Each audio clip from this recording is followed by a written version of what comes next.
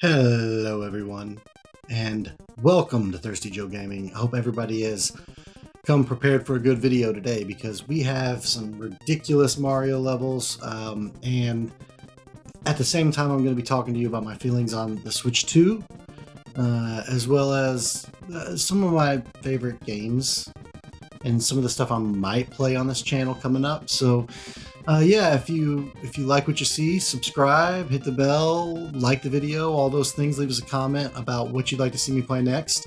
And without further ado, we're going to get into it. So this is Quickie World. It's a ROM hack of Super Mario World for the Super Nintendo. One of my favorite games of all time, Super Nintendo's Mario. And I love the ROM hacks and the ROM hack scene. So people making their own Mario levels.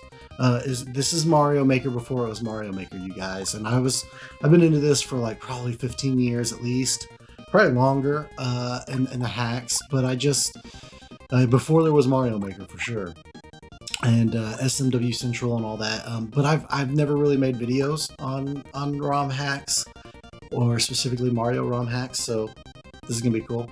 We're gonna jump right into a new gameplay. Sorry it took so long to get into that, guys. Very boring start.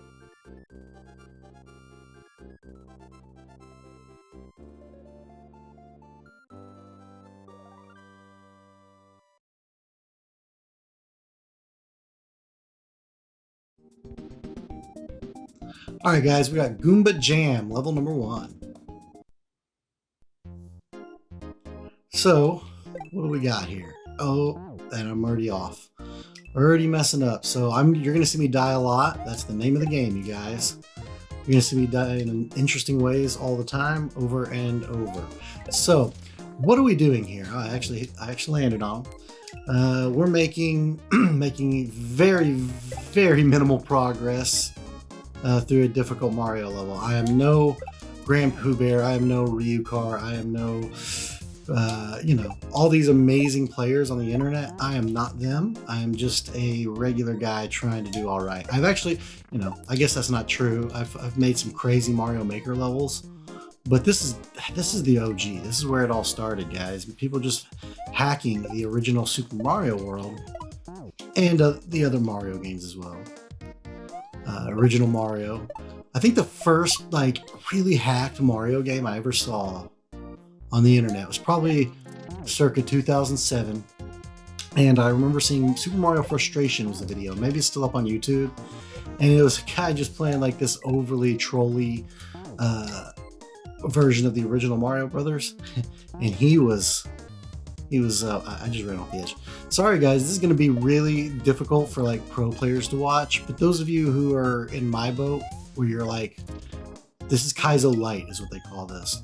It's not really full ninja. This is like partial ninja. You kind of learn the move sets, and it's going to take extreme focus, which I'm not really giving it right now. I'm trying to get good at talking while playing extremely difficult Mario. That's multitasking, you guys. But people have been asking me what my thoughts are on the Switch 2, and well, some of my friends anyway. And I was really, really, really excited when I saw the videos the other day of all the new games coming. Metroid Prime 4, you guys, I'm a Metroid fan. If you know me, you know I love Metroid, so I'm excited for that. I'm excited for Mario Kart. I couldn't believe, I thought it was really cool. Elden Ring's coming to Switch like everybody wanted. All these other things are great, but man, Bloodborne 2 basically, in what was it, Duskblood? That was sick, right? Oh! So I almost made it to the checkpoint. We can make it. But yeah, so that was cool, right? A brand new exclusive from software, just for the Nintendo Switch. Now, obviously, it'll eventually get ported to everything else, you guys. I mean, there's no way it'll just stay forever on the Switch, but still, pretty sick, man. I'm pretty excited about that. And what else was there? Of course, Metroid Prime 4, new Kirby, which I don't really play a lot of the Kirby stuff, but that's cool though. And then, we're getting there. Oh, man, he just had to bite my butt just a little. All right, guys, and then what else was there? What else was exciting to see? Oh, I almost had it. It doesn't really matter. There's a lot of games that looked really awesome, but all of that hype immediately went out the window, you guys. And why is that? Well, if you don't know, if you've not been paying attention, if you've been off of YouTube or the internet in general, in terms of the gaming corners of the internet, then you missed out on the fact that everyone's not happy with Nintendo right now. Everybody thinks, rightfully so, Nintendo is being very anti-consumer with the way they're setting up the Switch 2. And they are. And not only that, I mean, it does seem like they are, right? I mean, yes, it's a crazy state of the world. We got terrorists. We got all this stuff, right? Look at that. Oh, shit. Okay, so, you know, I don't know what's causing it all to be so expensive, these new games, right? Honestly, when they said the Switch was, what was it, $459 or $449, whatever it is, $450 American, that's, you know, honestly, that doesn't bother me too much. I get that. It's more the precedent set with it. Where's that bullet? Oh, look, guys, I gotta hit that. Of course, I gotta hit that with this bubble guy. So at the end of the day, when you're taking, oh, I know what I got to do, guys. I got to do a little juggling here. Sorry, this part takes a little bit of focus for me. Oh, and then I got it. Okay. So I got to throw the Goomba, or whatever they call this version of the Goomba, which I already messed up. I gotta throw him up towards the pipe, grab, and then spin jump and grab him midair so I can continue on. Like that, but grab him, and then I gotta keep carrying him over here, and then, yep, throw him down. Alright, so we see the goal. We see the goal, guys. Obviously, I've already beat this level before, so I kind of already knew what to do there. I beat this a couple weeks ago. Very cool level. This whole Quickie World is definitely a great way to learn Kaizo. Start with a Kaizo Lite. Guys, if you want to get good, don't just jump right into the original, like, Kaizo Mario. Don't jump into Grand Poo World, you guys. Don't jump into Invictus or whatever. These are extremely difficult Mario games. It's a different style, you guys. You gotta learn how to do some crazy stuff. So, anyway, if this is not something you would like to do yourself, but you want to see me die over and over like a fool until I finally beat something, then, you know, stick around. This is Elden Ring for Mario for me, right? Every level is like its own Elden Ring boss fight. And that's what I've always loved about Kaizo Mario, right? But that was progress. Every little bit's progress. This will teach you patience. If you do not know patience, you guys, I should have just thrown them, right? I should have just thrown them.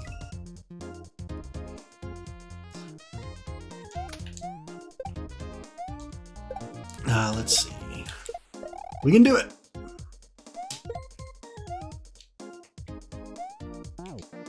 See, those jumps are getting me for some reason. They shouldn't, but they are. You just got to really jump them.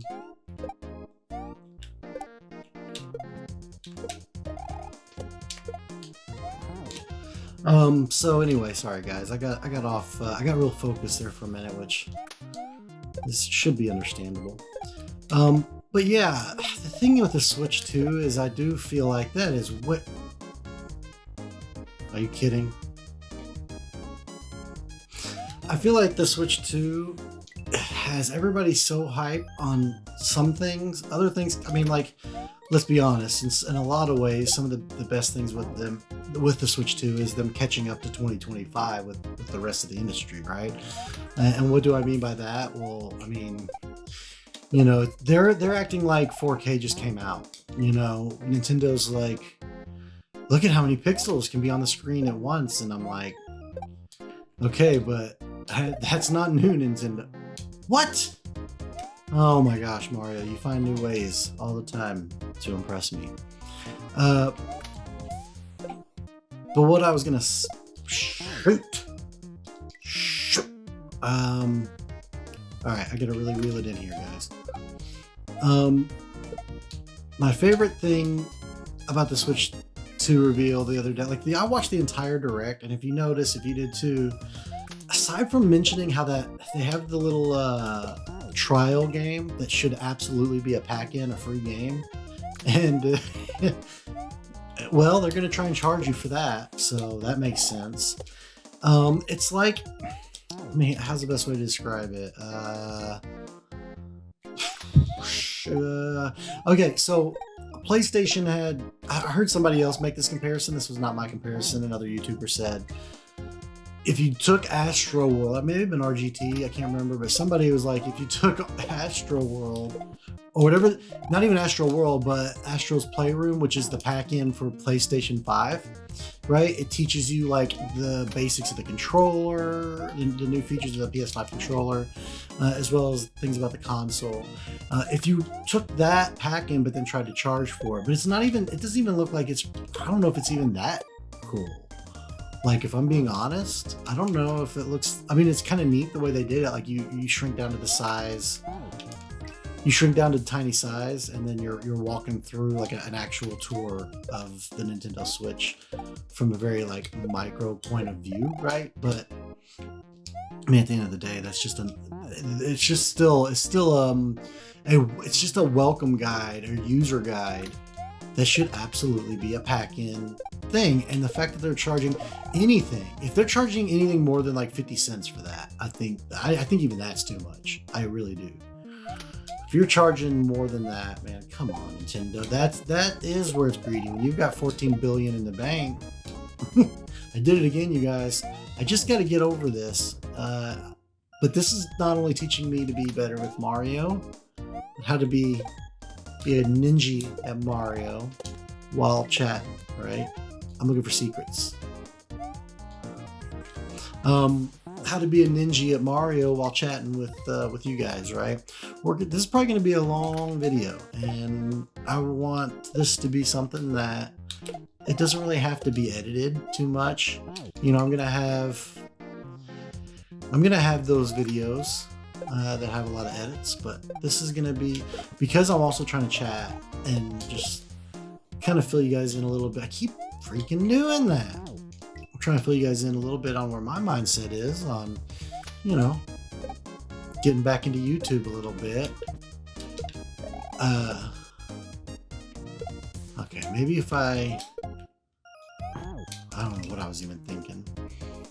I mean, I'm really making this way more complicated than it should be, right?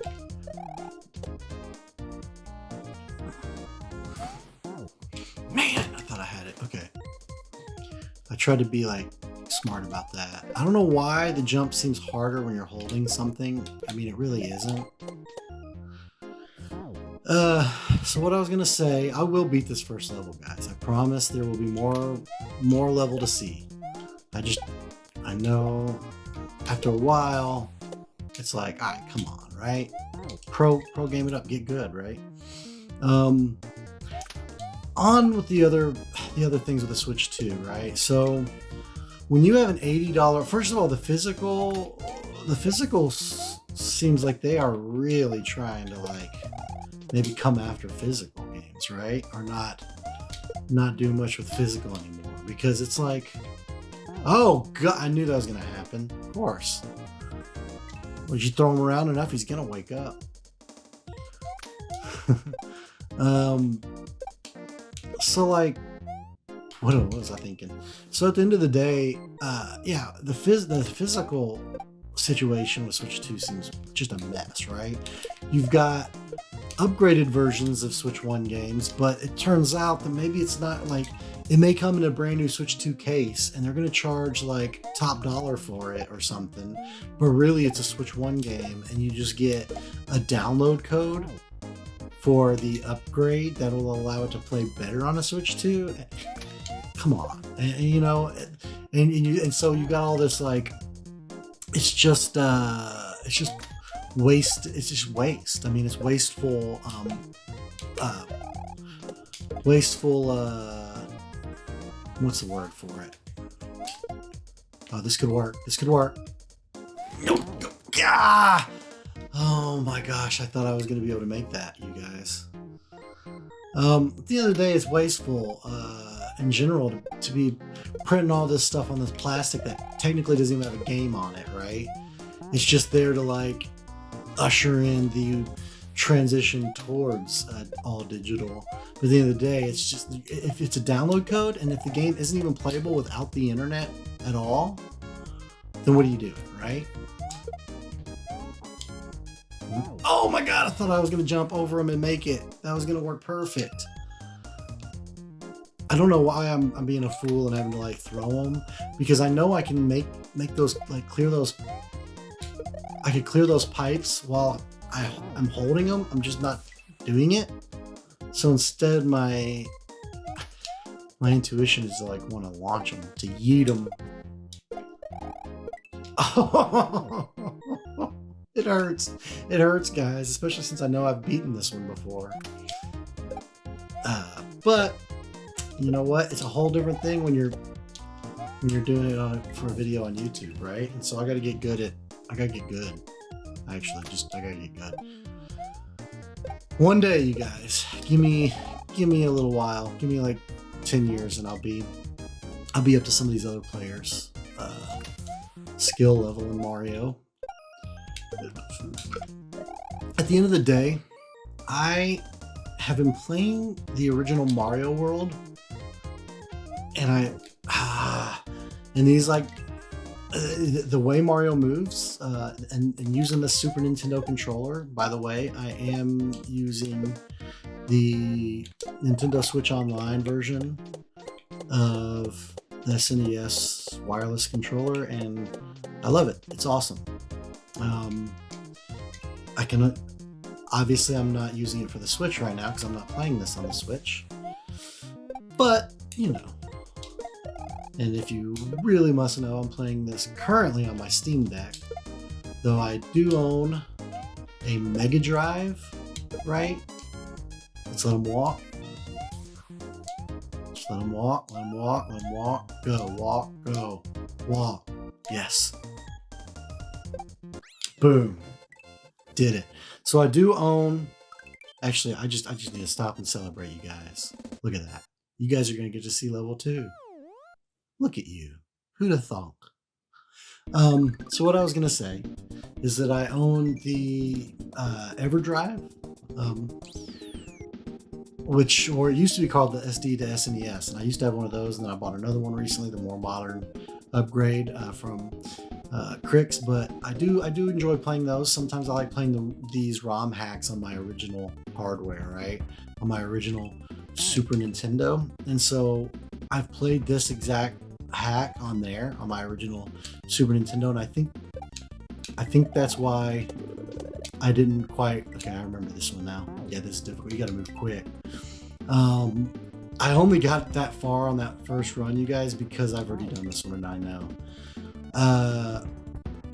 You gotta stick and move. You start to see why they call it Quickie World, because you got to start moving quick through these. You know, you got to keep moving, keep sticking and moving. So what I was gonna say is, yeah, I own a lot of the EverDrives, right? I own one for the 64, the Genesis, all that. Like, I love playing ROM hacks, almost, maybe even more sometimes than modern games. It's like I think I've said it before, but it's kind of like DLC for some of your favorite games, your childhood games, at least for me. Why did I keep doing that?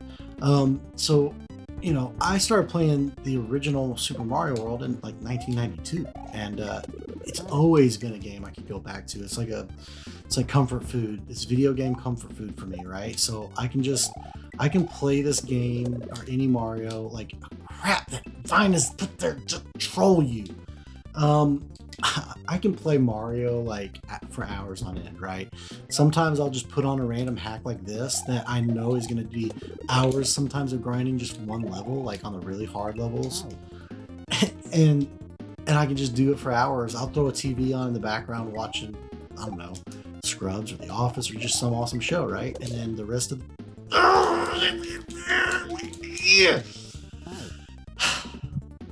you know, throwing on a show on the background, throwing on a TV show that you love in the background while you're playing a game like this. There's something to me actually comforting about that.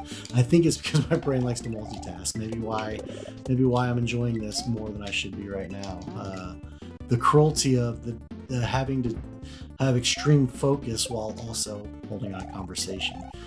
It's actually harder than people think. And I guess some streamers would rather just remain fully focused the whole time.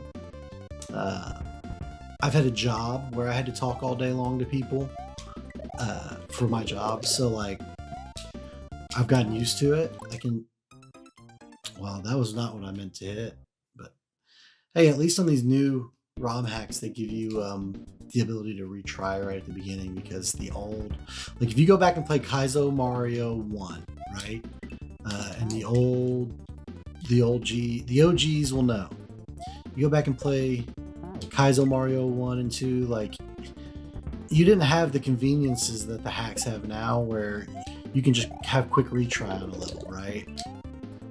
Oh my god, why am I doing that? It was you'd go back to the sub menu or the overworld, and then you'd have to like reload the level and all that, and it took so much longer to get back into the game. So you can retry so much more frequently now. It's just like little quality of life features, that have just gotten better over time.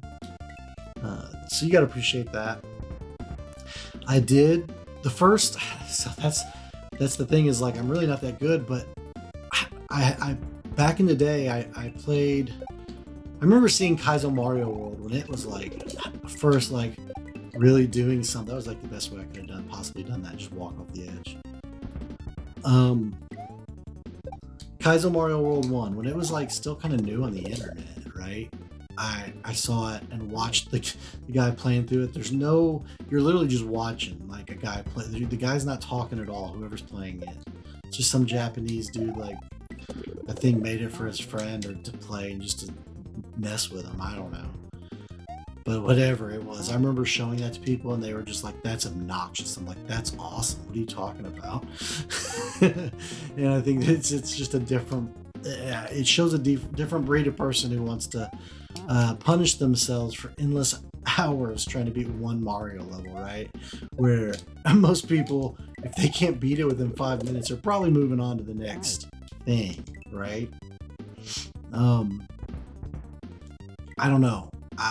I think I like the challenge, and I like to know that I think it helps me be a better, more patient person in life, right? We could all do that. We could all learn to be a little more patient in life. That's not an easy feature to have or quality to have sometimes.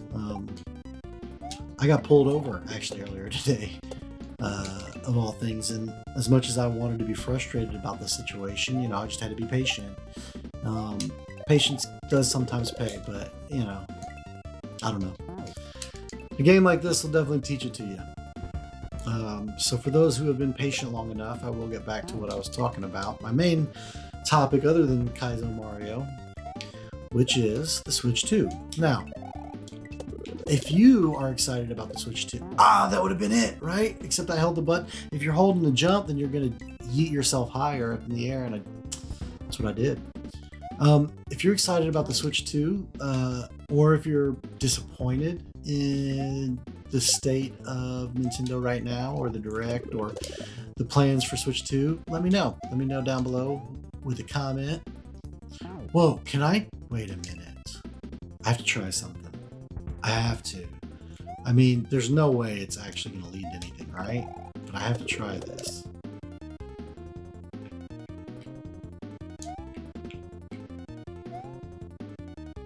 Oh, I have to say, can I get on top of that? Did you see how close? That was so close. I have to try it, right? I'm a guy who looks for the secrets. let me know down below what you guys think of the Switch 2. Is it going to be dumb? Is it going to be awesome? Are you pre-ordering one day? Like, are you going to... Crap. Are you ordering one day one?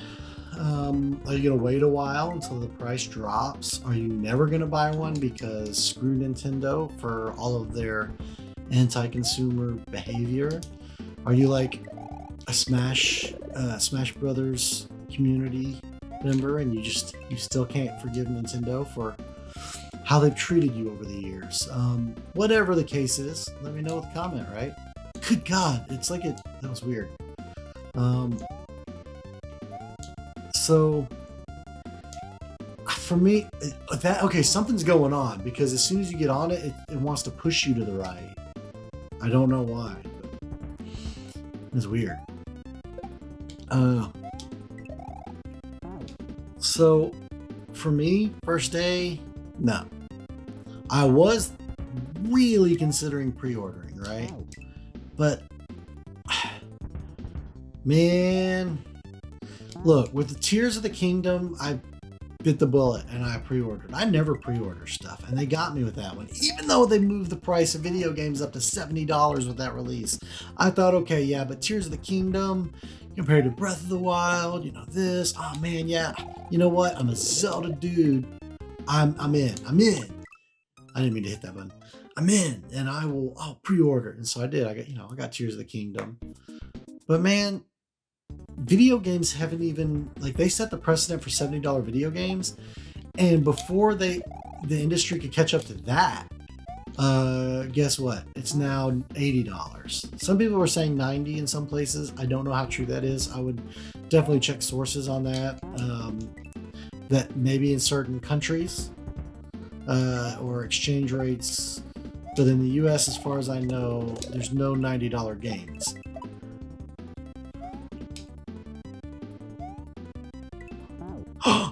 Oh, you gotta move quick, and not let one of those bullets. Dang. Okay. Well, that was progress, right? We can do that again. Oh, crap. So yeah, the thing is, and with pricing from Nintendo Switch, right? How you don't want to. That's the problem. You got to keep that one alive. So you can't really walk right off the edge. You kind of got to jump a little. It doesn't work to just walk. That's my problem. With the Switch 2, fucking stupid Vine. With the Switch 2, it's going to be just like the Switch 1, you guys. Prices on games are never going to go down. I went to Walmart earlier, and I saw games that have been out for damn near 10 years. I swear that we're still $60. Well, shit, if you go right now and look at the eShop for Mario Maker 2, it is a $60 game. That's insane. That digitally, by the way. That's insane. Mario Maker, a 10-year-old game at this point. Mario Maker 2. I don't know how old, but it's pretty old, right? What are you doing, Nintendo? They think because they can, they should. And they won't throw you a bone. Case in point, the tutorial. And I don't hate Nintendo. Don't get the wrong impression. I obviously love it. I've been playing my Nintendo games since I was 5 years old, right? But at the end of the day, I can wait. I've got so many games that will keep me busy for the rest of my life. I can never buy another game again, and I'll be fine, right? I can replay all my favorite games over and over because I love them. I can replay versions of them like this, and I can play Steam games. I can play PS5. I don't have to play the most newest Nintendo game right away. I'll eventually find a good deal somewhere for a markdown. I'll have to wait a little bit. I didn't get the Nintendo Switch 1 right away.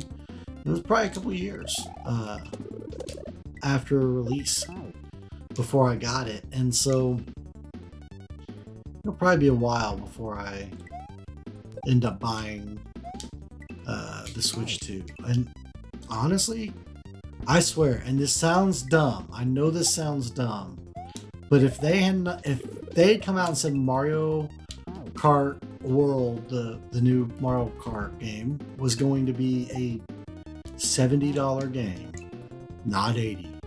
That one thing might have been enough to make me still stay hyped over everything, right? I'd have been bummed that everything's now 70 and not 60.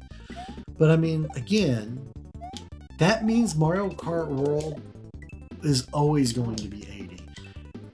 5 years, 6 years, 7 years from now, aside from the very rare occasional Nintendo eShop sale, the game is always going to be that much. And that's a disappointing thing. And how am I supposed to do this if I keep killing that bullet?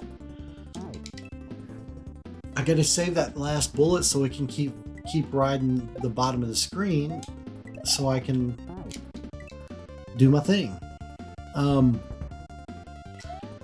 don't know, man. I mean, the Donkey Kong game, that was another one that I wanted to talk about. That looks really good, right? That looks freaking sick. Damn. That was the closest one right there, guys. I can do this. I can do it. But yeah, so the Nintendo Switch 2, the Donkey Kong game. I am surprised that they did a 3D Donkey Kong, but not a 3D Mario game at the launch of the system. But which is pretty unprecedented. I mean, there's always been a new Mario game. I mean, it's hard to count Mario Kart in this. I mean, like a 2D or 3D Mario like adventure platformer game, right? One or the other, right? 2D or 3D, neither. And so I'm sure we know there'll be one. I don't know if it'll be Mario Odyssey 2, if it'll be something new, but we know there'll be one, right? But I'm just surprised that there wasn't one for this release. But on the other hand, that Donkey Kong does look really good. I like the way the worlds are destructible, kind of like Minecraft, or not really Minecraft. I mean, that kind of paints the wrong picture if you've not seen what I'm talking about. But the new Donkey Kong game, you can pretty much destroy most of the environments. Like, metal, he's not going to be able to destroy, so he might come to something with a bridge, and that bridge he can pretty much not move, but like all the ground around it he could, right? He could smash through it, he could go under the ground. And so it's a pretty cool concept and way of them doing a new Donkey Kong game, and so that actually I'm kind of hype on. But not all these are launch titles either. Some of these are going to come way later. To me, one of the most exciting things other than Dusk Bloods, the From Software game, one of the other exciting things was, it's hard for me to get too excited about games that already exist on Steam, right? So I would say Hades 2, but I don't have to have Switch 2 to play that game. I love Hades, loved it. And I might play some Hades on here at some point, or maybe Hades 2 would be a good one to jump into. And then I want to try Ninja Turtles Splintered Fate. Man, I've got that and haven't got to try it yet, so that will definitely be an on the channel play, right? And I want to try it because it's supposed to be kind of like Hades for Ninja Turtles. And man, I would love those two game worlds kind of coming together, the game style of Hades with the Turtles story. That would be sick. So I'm probably gonna play that one day on the stream as well, or on the channel. But in fact, if you have an opinion on this, which would you rather see me play? Because I may only pick one of the two. Would you rather me play Hades 2 or Ninja Turtles Splintered Fate? I'm curious. Leave a comment down below on that. Me, I don't really. Both of them would be fun. Honestly, Hades was one of the funnest games I played on the Switch. It's not a Switch exclusive, but I discovered that game by going and looking at. Actually, honestly, it's one of the few times I actually looked at Metacritic and Metascore and really tried to determine a new game based off that. And that I don't do that often, right? But when I was looking at the eShops a couple years ago for the Switch, I was like seeing that everyone talking about the Hades specifically. Hades had such a high score, and it was one of the highest rated games on the Switch. That, well, you know, and it wasn't first party, but it was so like just had such a high score. So I was like, I gotta try this game. So that was something new. I've never hit the block that way. So yeah, that was something different, right? So if you're into Super Mario World hacks, what's your favorite Mario World hack? I have a few I've played through, but not a lot of Kaizo. So this is part of this new experience. I mean, it's not really new. I've dipped my toes in the waters, let's say. Like, I beat the original Kaizo Mario World back in the day, but I kind of cheated. I used save states, and that was many years ago. I don't think I've used a save state for any game in a very long time, but that was back in the original days for me of, you know, like I say 10, 12 or more years ago, playing Mario hacks. I got my first SD to SNES, so my first EverDrive for the Super Nintendo, where I could play hacks on my Nintendo, probably 11 years ago. So that started me on a journey for sure. But I couldn't like play through a whole level before, you know, and then over the time I got better, right? So even with Mario Maker, I started making my own levels. At some point, I have some videos planned where I will show you guys some of the insane levels I made of my Mario Maker levels. I actually did a 5-level world, which is extremely difficult, maybe a little trolly. So not even quite like this. It's also trolly. Well, I mean, kind of like this, I guess. But Mario Maker, you know. And yeah, I'll put my levels up at some point. I need to get a good way, honestly, to capture my Switch, because I don't have a capture device. So I guess I need to get one. If you know of a good capture device that you recommend, let me know down below in a comment. But I need to look into that, because that's honestly, capturing the Switch is one of the few things I can't capture right now very easily. So I am, you know, we haven't talked about it yet, but some of the new features on the Switch 2 are enticing, right? So the ability to finally have like basically a built-in Discord is what it is.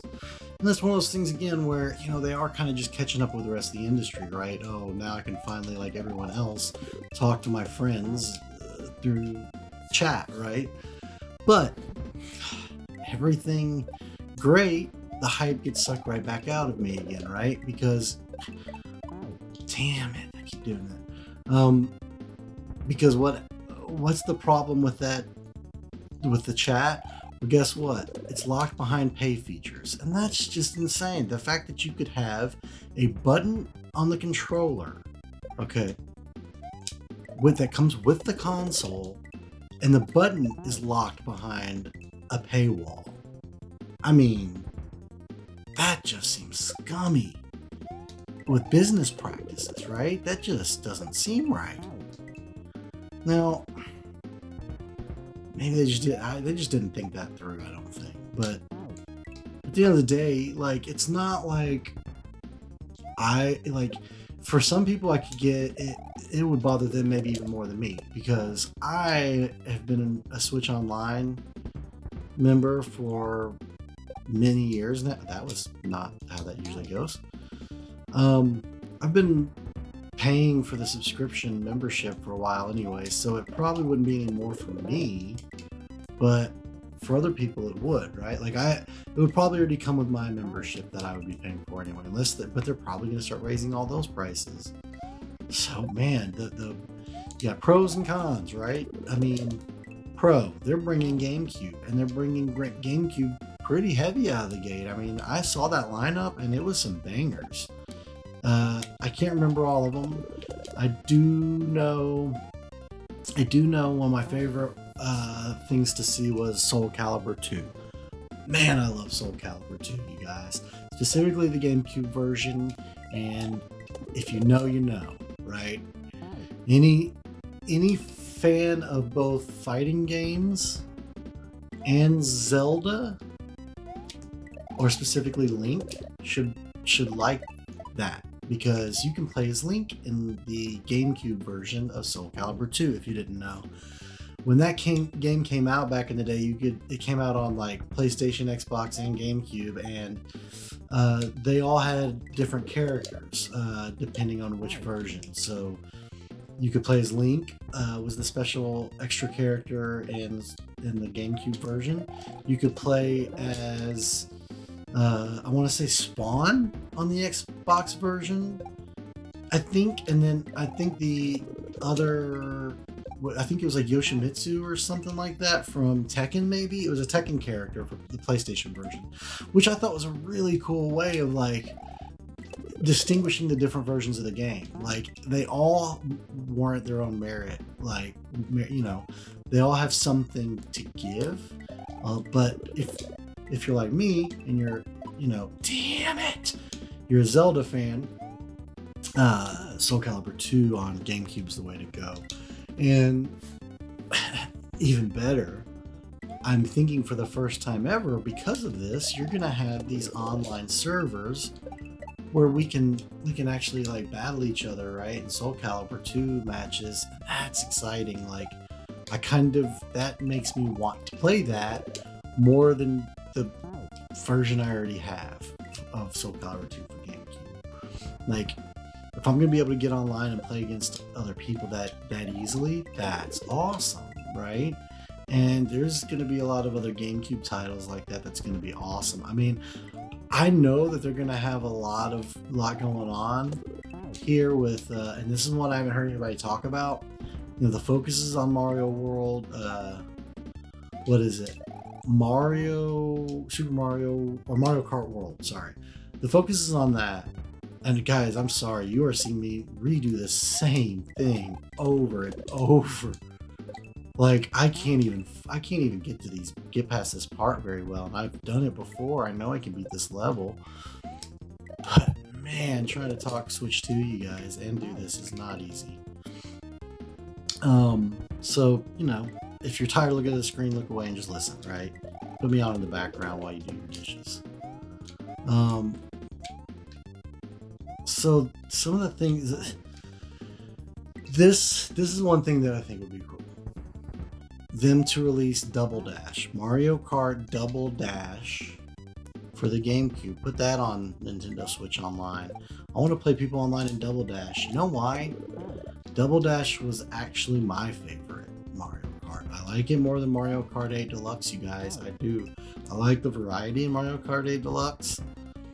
96 tracks or whatever, and it's super fun. It's endless fun. It is.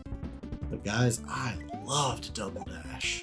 I got some fun stories of playing Double Dash with my friends back in the day, from winning a tournament at a game. I think it was a GameStop back then. It was whatever the game store was. That it may not have been GameStop. It was built into the side of a Hollywood Video, and they had a game tournament, a Mario Kart Double Dash tournament, not long after it had come out, and totally kicked this kid's ass. Like, I mean, I think his mom drove him up there, and he was like really excited to try and win a free copy of Double Dash, and I was like, nah, kid, ain't happening today for you. And I totally won that shit.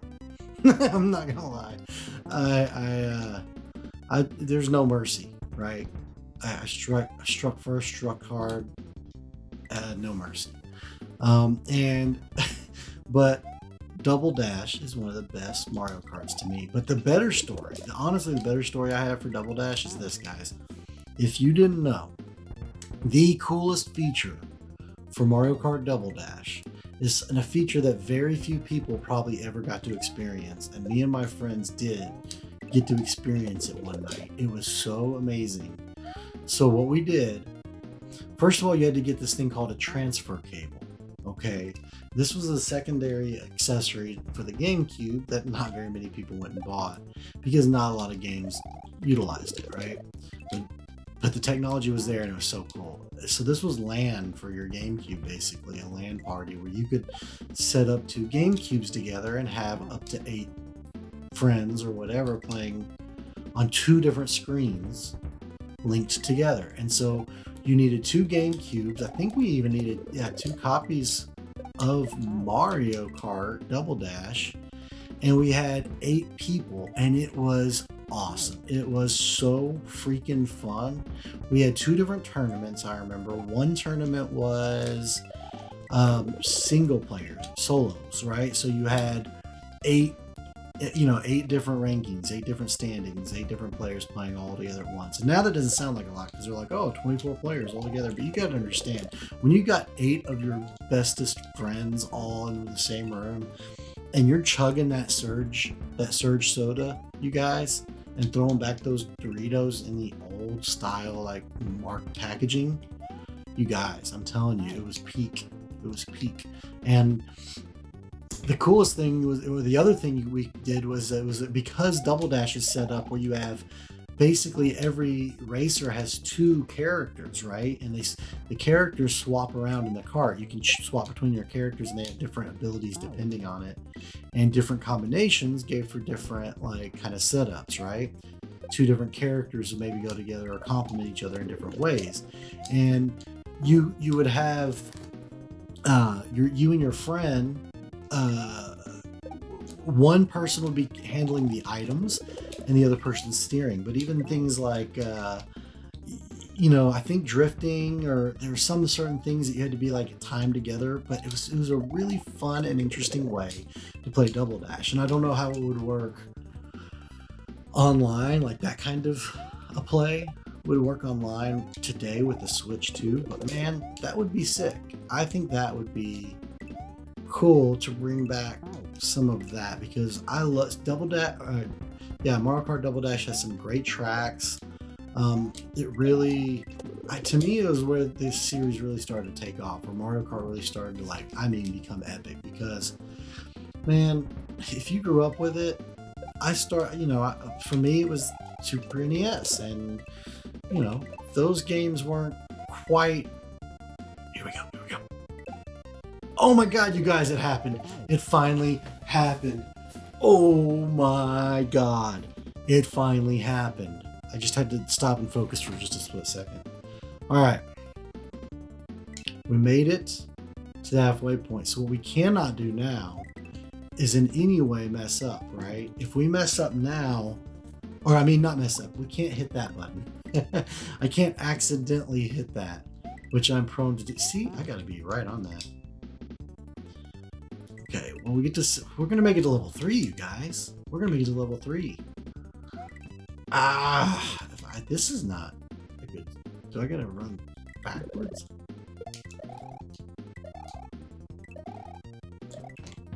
Oh, wrong jump. Okay, I got this. Crap. So anyway, back to what I was saying. GameCube coming to the Switch 2 is definitely a good thing. And I think that some of the games they chose, or a lot of the games they chose, seem to be like straight up bangers to me. So that's cool, right? Another great addition. The camera thing, I'm pretty take it or leave it. I mean, it's kind of cool, I guess. I like some of the functionality, and it excites me for the possibilities. Like the Mario Kart thing, I actually kind of thought it was cool. Like I could see some people not thinking it's cool, but I thought it was cool. Where you're seeing like your friends like actual like reactions, like their face and stuff as you do some silly shit. Or you win something and you see their reaction, or something goes down and they're freaking out. I don't know. I liked the way you can see your head or whatever floating beside your character you're playing. I thought that was a cool implementation of the camera. Like, not just have it as a box down below, but I thought that was cool. One of the other problems I'm seeing though too is like, for instance, on the I gotta be quick. See why they call it Quickie World? You gotta be quick. See, not that quick. Some of the some of the things I saw, like where you can screen share. See, that's good. That's cool. That's like Discord, where you can share your screen to your friends so they can watch. I really, really liked the fact that they allow you to do this even if you're playing 2 different games. Like all your friends can be playing different games. One of you's over here in Mario. One of you is over here in, I don't know, Elden Ring. One of you's over here in Metroid. One of you's over here in Zelda. And you're all like talking to each other super freely and sharing your screens back and forth. Like that's cool, right? I do hope I think they will. They got to be able to fix the 2 frames per second that it looked like it was in the direct, right? It looked a little laggy, let's be honest. But I think that's just, it's early. It's showing the early functionality of it. At least Nintendo's not gonna lie in that sense. What I mean by that is they could have like faked it. They could have had their camera people edit it to look like those things are playing smoothly. And then later, if it doesn't, that's one thing. But at least in the marketing, it showed all this smooth frame rates there. But they didn't do that. So I'm surprised that they let something with that low of frame rate be a feature they're trying to show off. And you're looking at it like you can barely see what your characters are even doing on the screen. It almost looks like a slideshow more than a video. But still, I think I think those things will be worked out by launch. At least don't hold me to it, but I would think they'd get that right. Or not even do the feature, right? But who knows? It's Nintendo, you never know what they're gonna do. The other thing is, it sounds like that $450 price may not even be a thing now that I think about it, because I just heard today, I think it was, or whatever, where Nintendo's, I guess they've gone back on their word now, or not going back on their word, sorry, but maybe they're reassessing the situation based on the current world economic situation and tariffs, and I can't blame them. There's a lot going on in the world, a lot to be aware of. At the end of the day, my problem doesn't even so much lie in the cost of the console. I mean, it does. Nintendo was supposed to be that cheaper alternative kind of to gaming, not the price of the PS5. I mean, if they're going in with this, then what's the next place to... Shit. I did it. I accidentally hit the button. I got to redo the first part. You guys, it happened. I did the dumbest thing. Oh my god. Oh yeah. Okay. I really am dumb. I freaked out over nothing. Look at me, guys. Man, I swear, I've played hacks in the past. I would have lost that progress. So this is a well done hack for this, right? You don't lose your progress there. I swear I would have lost my progress if there's another hack. Sick. All right, so back to what I was saying. Yeah, I'm excited for Metroid Prime 4. I love Metroid. I'm as big a Metroid fan as I am Mario and Zelda. Those are the big 3 for me. So yeah, but man, I don't know. I started moving too quick. I don't know. I don't know if I can. I don't know if I can get down with some of the things they're throwing out. Especially, honestly, it's not the thing that makes me the most irritated. Is not even the pricing. It's a game cartridge that it's not a cartridge. It's actually a game card, and it's or whatever a lot of these things are. I'm not down with whatever that is. Give me physical for real.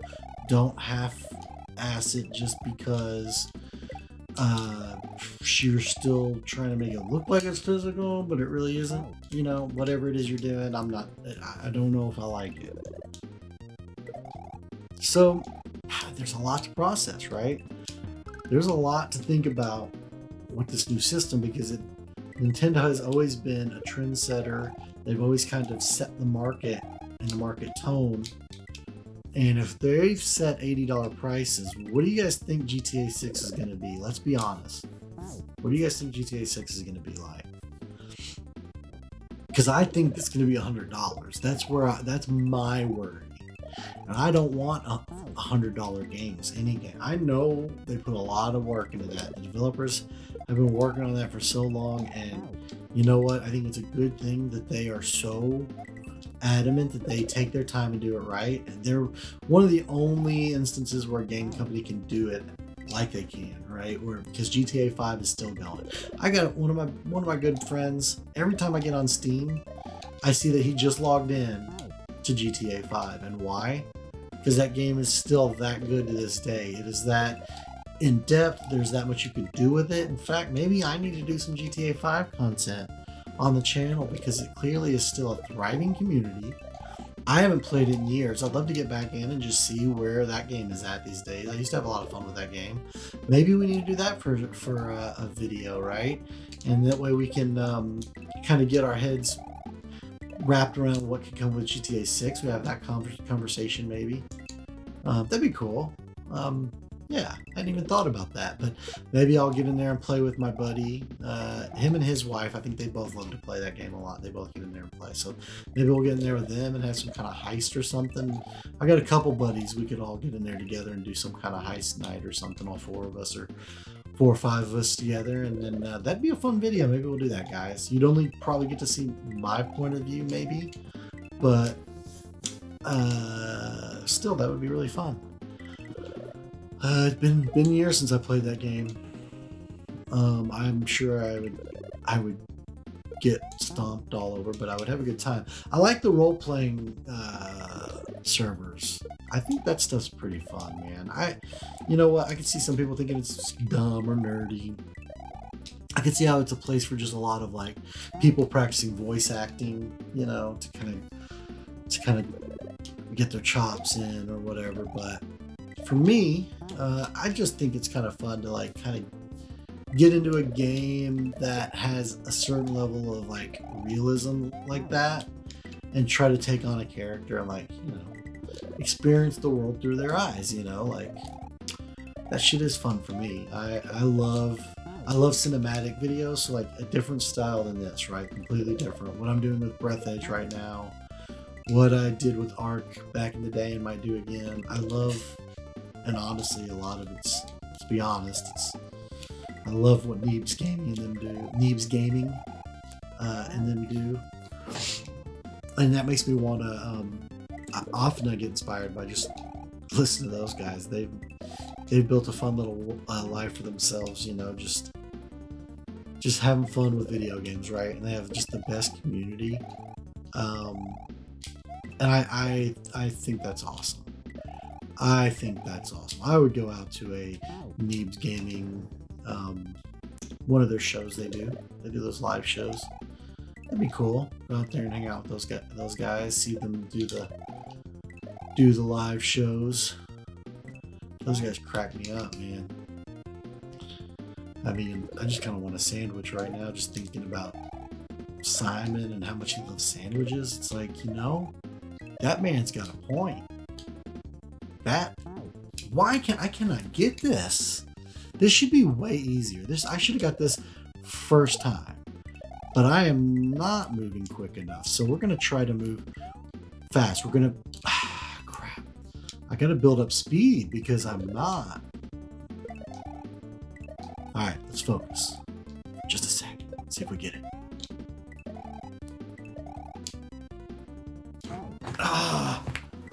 I can get it. I'm going to keep talking, but I can get it. I have to let him catch me, though.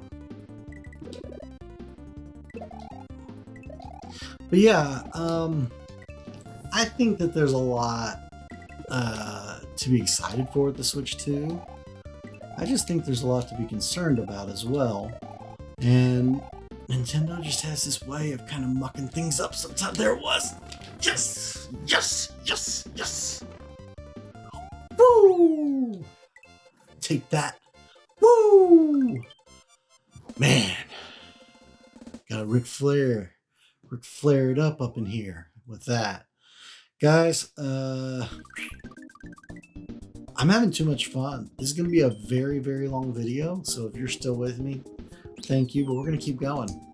Glitchcat Lake, something like that. Oh goodness. Okay. That wasn't it.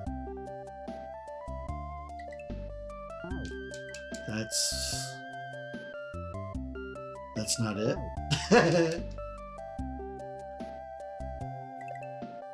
What am I doing wrong here? Because that's definitely...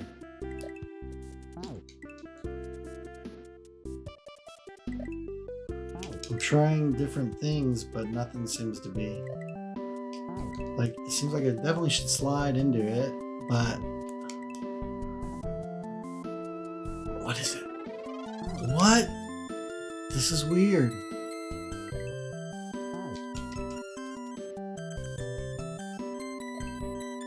Alright, I don't know what I'm doing wrong. Hold up. What's even crazier is I swear I think I've done this level before, but I don't remember having this problem.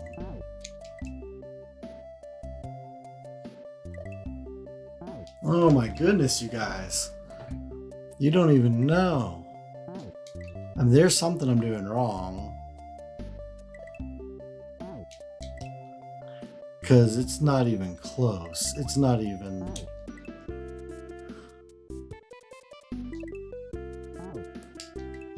But I don't know what I'm doing wrong.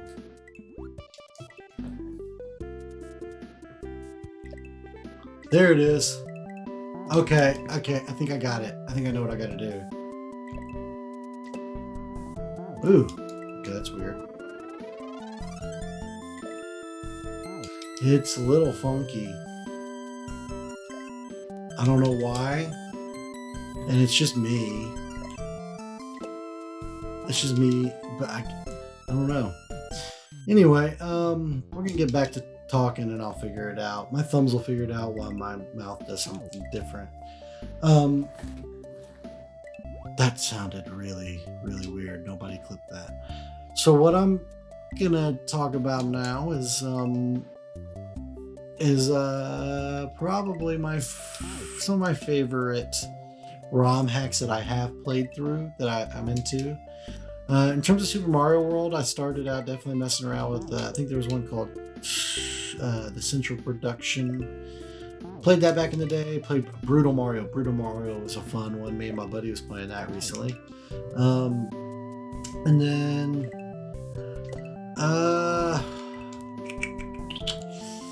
there's some good ones. Second Reality Project. That was a fun one. I remember playing that one back in the day.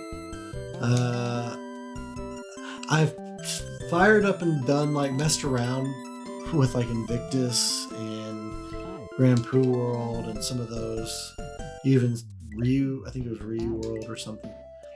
But I'm not good enough yet to play through those. So I have to get good, right? And that's what you guys are seeing. You guys are seeing the slow progress right now. And at least I've got other things I can talk about while I get good. Because right now I'm not good, right? And this should not be near as difficult as it is. I'm not gonna lie. This first bit should be super easy. Because there's so much more level to find, right? There we go. What? Why? Okay, let me try this. That's it. Okay, that's it. I think I know exactly what I'm doing wrong. It's good to know exactly. Like, I had a hunch. That's exactly what I was doing wrong. You pretty much you don't want to... Your instinct is to hold to the right, or even, like, down, or even up and to the right, you know, like up, to a corner angle, like a diagonal angle, but you don't want to do that. Like, you should down and then up, you guys, like down and then up. I'm just holding up there. Anyway, so what else was cool about the Switch 2? Man, see, here's another thing. All right, the Pro Controller looks sick. Man, that controller's awesome. Am I right? They've made some updates and they were much needed updates. My big problem I have is, so why is it $90? I mean, that just seems excessive. Especially when they've not been showing me that they have a very good track record with the Switch 1 of having controllers that don't just bust on you. I'm talking, you cannot do, I'm not an 8-year-old kid who is throwing it around with his brothers and being a rascal and just, oh, he messed up another controller. Or I'm not the 22-year-old frat bro who got mad at Madden, and he lost the Super Bowl, and then now, well, his controller is smashed, right? I'm not that guy either. So at the end of the day, I'm actually pretty good on my controllers usually. My friend made the remarks the other day when he realized, he's like, "Wait, you're still playing on that?" I go, "Yeah, I play Halo on that a lot." And he goes, "Really?" And what I was talking about was my original Xbox One controller I've had for like 10 years. And I did just upgrade to the 8-bit though, but like, he was like, "You're still playing on that?" I'm like, "Yeah." I don't even think that's Hall of Fame. He's like, "But dude, I would hold on to that thing forever." He's like, "If that's still good," like, dude, that's a testament to that thing and how good it is. And it's like, I still have NES controllers and SNES controllers from when I was a kid that I can play on, but the same cannot be said about the amount of Switch controllers I went through. I mean, it's not right. And there was, I was going to say there should be a lawsuit. There was a class action lawsuit about it. These parents weren't happy that their controllers they bought their kids were breaking so easily. And then they go back to GameStop, and GameStop's not going to want to refund that. And they're going to assume the kid threw it at the wall, right? Even if he didn't. Some kids did that, but let's be honest, there was some issues with these Switch controllers, a lot of them. Obviously, now everybody's figuring out you need Hall effect sticks and things like that make.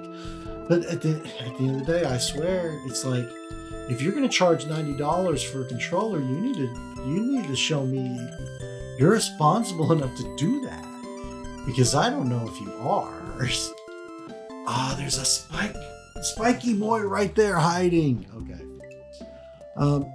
But you know what I mean? They've not shown me that they can do a controller justice anymore. It's been a while. And so, I don't know, you guys. I don't know. That's Checkpoint City, baby. Okay. Moving right along.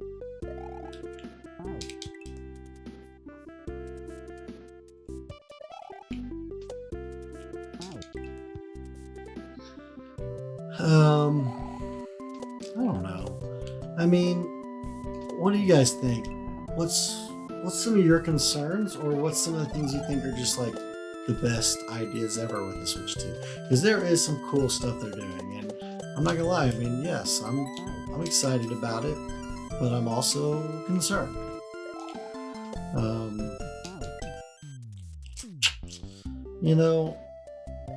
I'll say this: the Switch 1 got me back into gaming. I'm not kidding. I went years where I really just wasn't even excited about gaming in really any state. I would play Halo some just on Steam, but man, most of my stuff was collecting dust for a while. I just kind of lost interest. It wasn't even that I lost interest. Look, I'm a busy guy. I've got a full-time job that is almost like 3 jobs. It keeps me so busy. So the fact I ever find time at all to play games is kind of a shock to me. But I have to sometimes unwind with games, and so for a while I was just kind of like playing the same thing all the time, right? I kind of lost my passion with gaming. I thought the modern state of gaming was terrible. But honestly, it was Mario Maker. That's funny. We're back to this. It was Mario Maker that got me into Switch. Mario Maker 2. I wanted to make my own levels. I always did. I always wanted to make my own levels because I loved ROM hacks, and I couldn't really I didn't really ever want to like download. I think I did actually have a downloader at one point, but I didn't really want to have to learn. I think it's called, was it? No, it's not Lunar. I can't remember what it was called. Maybe it was. It was whatever this thing is, the program they use to edit Mario like this and make their own versions of Mario World. Oh, wrong jump, of course. I gotta avoid Spiky Boy too. But whatever it is, that software they use, like I wanted years ago to mess around with it, tinker with it, but I never had the time. And when I realized, oh man, there's an actual game dedicated to this style of gaming, that's like to making your own Mario levels, like that was so cool to me. Like Infinite Mario, people making levels I can play forever. That was cool.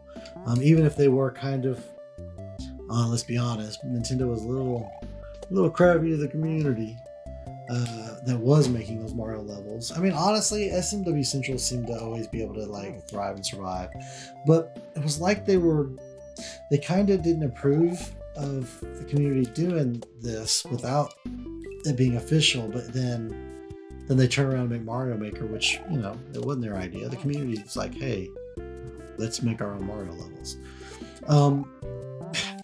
I think there's something just so like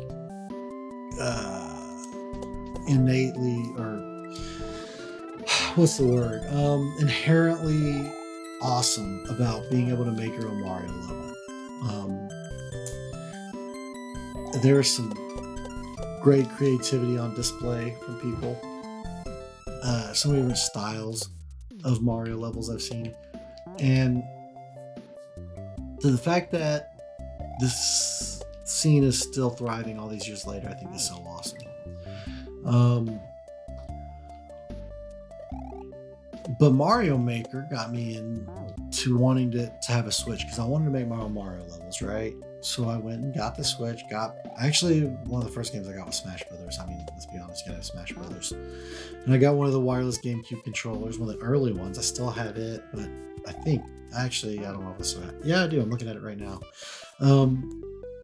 I still have it, but I think, it's one of these issues where it's cool, it's wireless. It even connected to my Steam Deck. I tested that out recently. Problem being, it has a drift. It has stick drift. You know, it's broken. And I don't know if it'll ever be fixable. And that's the problem. I already have problems spending $60 for a PS5 controller, right? And I think that's one of the greatest controllers ever made. I love holding that PS5 controller with the trackpad, the sense and the haptic and just everything about it is great. I love it. I also love my 8-bit dough. I love an Xbox controller. I love a classic SNES controller like I'm playing on now. What I don't love is having to rebuy controllers over and over and over and over. And I swear, that's all I freaking seem to do with the Switch. Also, we did it. We did it, guys. Level 3 in the bag, right? We're moving right along. Moving right along.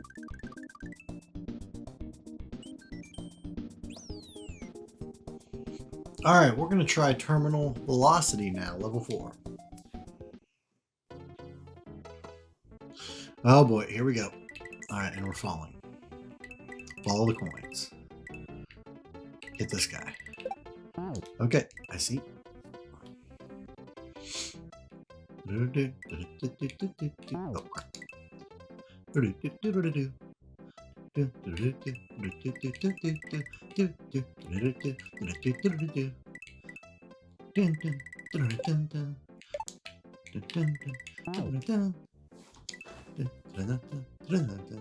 It's a nice change of pace, right? We just kind of fall a little bit.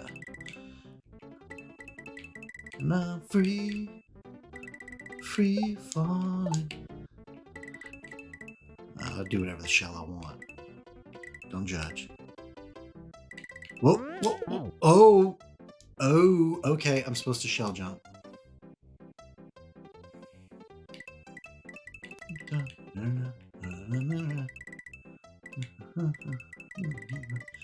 Shell jump, by the way, a nice trick to have to always pull off in these types of games. Okay, I think I need to actually throw it off the wall to the right, and I'll do better. Not off the pipe. My natural instinct is to throw it to the pipe, but I think I'm better to do it the other way. We'll see. If you've made it this far in the video, thank you for sticking with us. You're probably about an hour in now. And that's not too bad, right? We're on level 4, and it's probably not even an hour. I don't really know, but it's right in that range. It's not bad. I'm no pro. Yeah, see, this is getting the shell jump territory now. This will make you a better player right here. This separates the boys from the men. You gotta be able to shell jump sometimes. Not everybody likes a good shell jump. Me, I say bring it on. Ah, damn it. Okay. Definitely messing that up. There's a spot to hit for sure, and I don't remember. I'll get it. So, yeah. Let's see what else. There were other Switch games that I haven't mentioned. For instance, I am excited that Final Fantasy VII Remake is coming. Just because the more Final Fantasy on Switch or any platform, the better, in my mind. I love, especially 7. What's your favorite Final Fantasy? Down below in the comments, let me know. Me, it's always been a tie between 7 and 9. I know that some people love 7, some people hate 9, some people love 9. To me, 9 is pretty much equally as good as 7, and it always has been since day one. I played them when they came out many years ago. Always been some of my favorite games. 7, I played 7, like within probably a couple months after it came out back in 97, I want to say. Whew, that's why I bought the PlayStation 1, you guys. Final Fantasy 7 was it. It changed me from being a Nintendo kid to just being a gamer. I only had Nintendo. I had an NES in 1990. Fast forward to, I don't know, 92, 93. Or I had the SNES. And then from there, we got it was like 97, Christmas 97, I want to say. We got N64, we got GoldenEye, we got all this. But it wasn't long after that, I was rocking that PlayStation as well. I mean, hold on, wait a minute.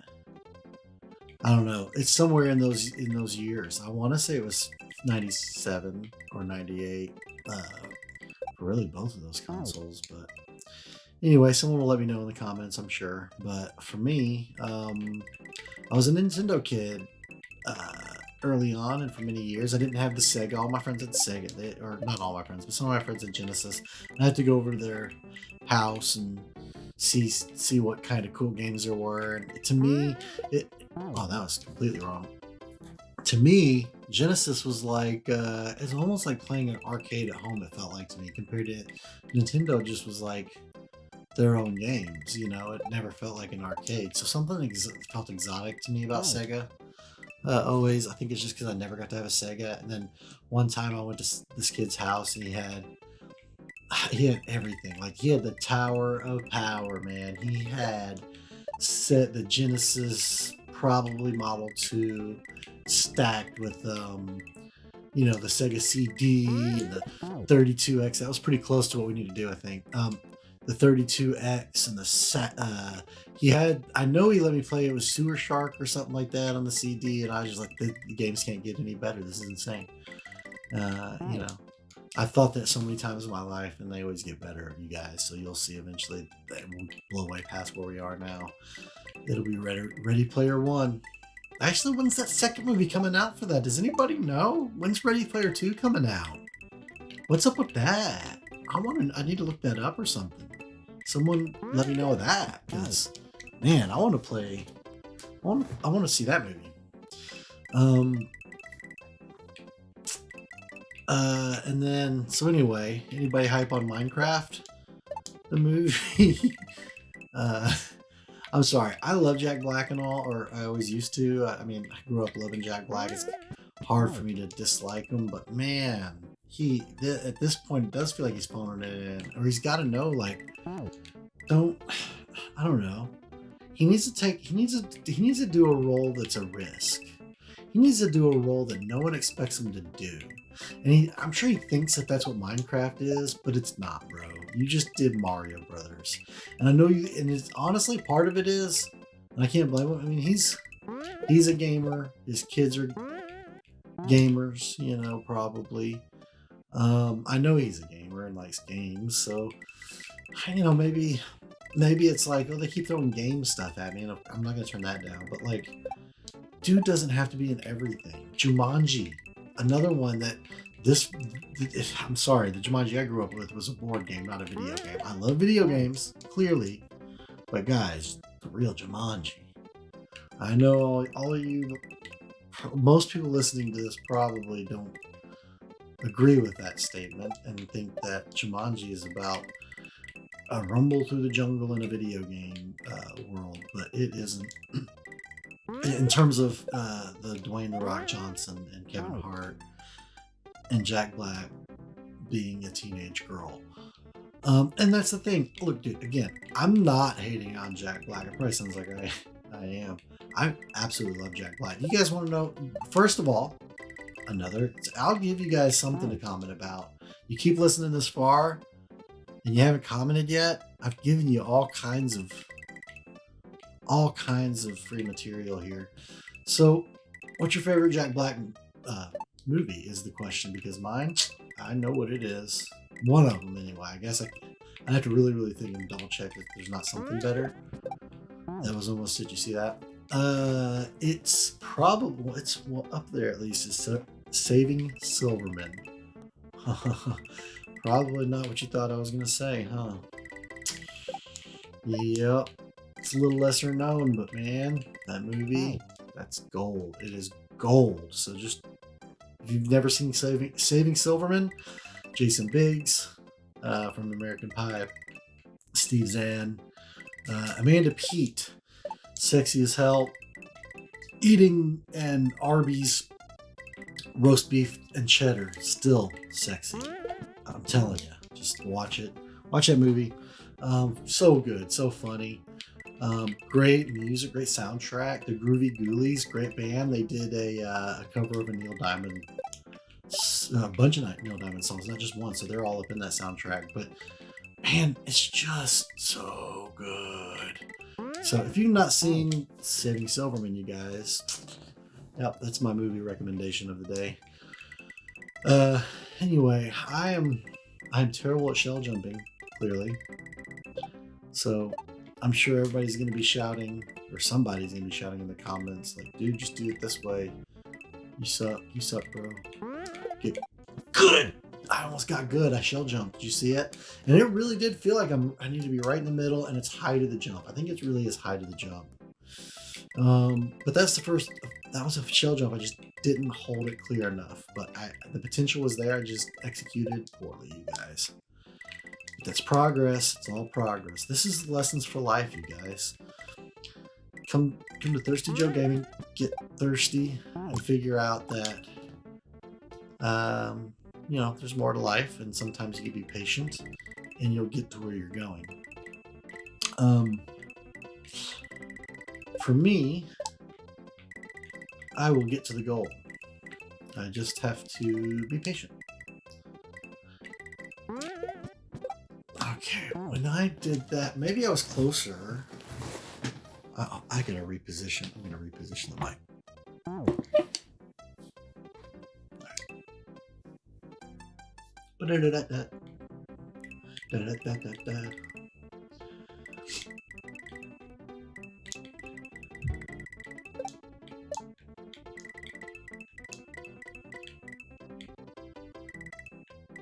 All right. I was the most focused on that one. The most focused on that one, and look what happened. So I need to stop focusing. I need to just talk to you guys again, because I wasn't even talking, and look what happened. That's why that happened. It's the worst I've done that. No shell jump. So yeah, I think at the end of the day, I'm not that hype on Minecraft the movie. I'm not the biggest Minecraft guy though, so what do I know, right? What do I know? I'm not saying that though that I dislike Minecraft. I actually think Minecraft is pretty awesome. Really, I like to watch more Minecraft content than actually play Minecraft. I've played it. It's been years. I thought it was pretty cool. Pretty actually awesome game. It took me a while to get into it at first, but then when I realized it was just Minecraft is just digital Legos. Like it's just video game Legos, but its own little version of that, right? Its own little world. And the way they definitely kind of broke the mold in terms of how you can design a game, right? And what the world, an open game world can be like. They really did do a lot. There's a reason. There's a reason. Dude made so much money. Okay, yeah, I think I do need to be closer. I think I know kind of where I need to be now. I think it's further than center. It's definitely not in the center when I do the center at peak, like I was saying a minute ago.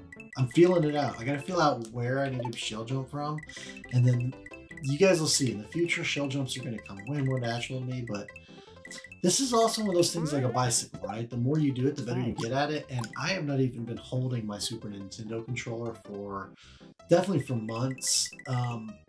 And you know, I mean, I played this, like I said, maybe a month ago or something, just briefly. So like, it's just a different type of game, man. I've been playing so much Elden Ring, guys.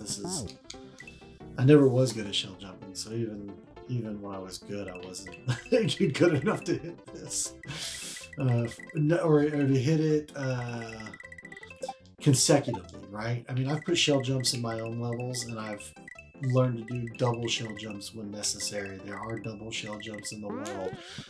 I just don't remember how to do them. And even worse, and if you never played both, you won't really realize this.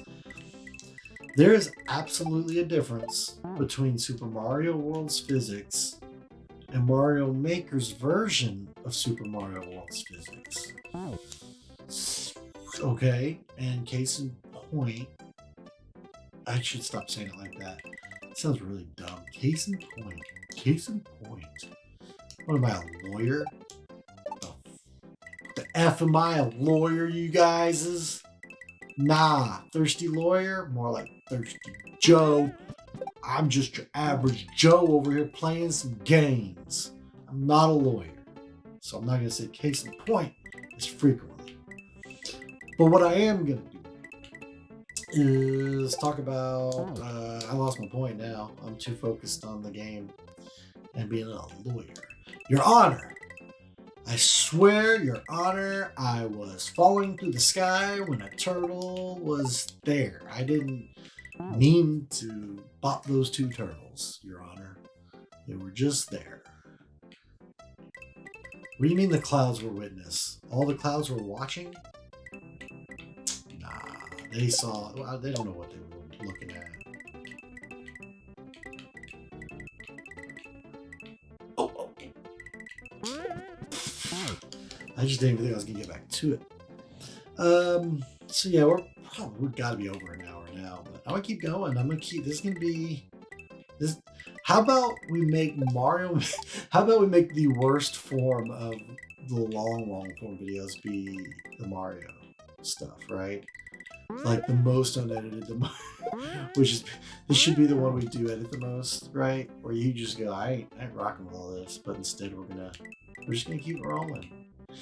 You're in this with me, you guys. The idea is, can I keep you entertained, or at least keep the conversation going enough while failing miserably at Mario? And every now and then maybe you'll see something awesome in a level or in my, I can't say skills. I can't even shell jump. But in my lack of skills, maybe you'll find something in that, right? Something you could learn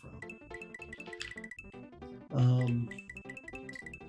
So here was a question I wanted to ask. Actually, I got two things to mention, and then we'll go back to Switch 2 in a moment. one thing I do want to ask you guys, if you have a favorite Mario ROM hack, I haven't said it yet.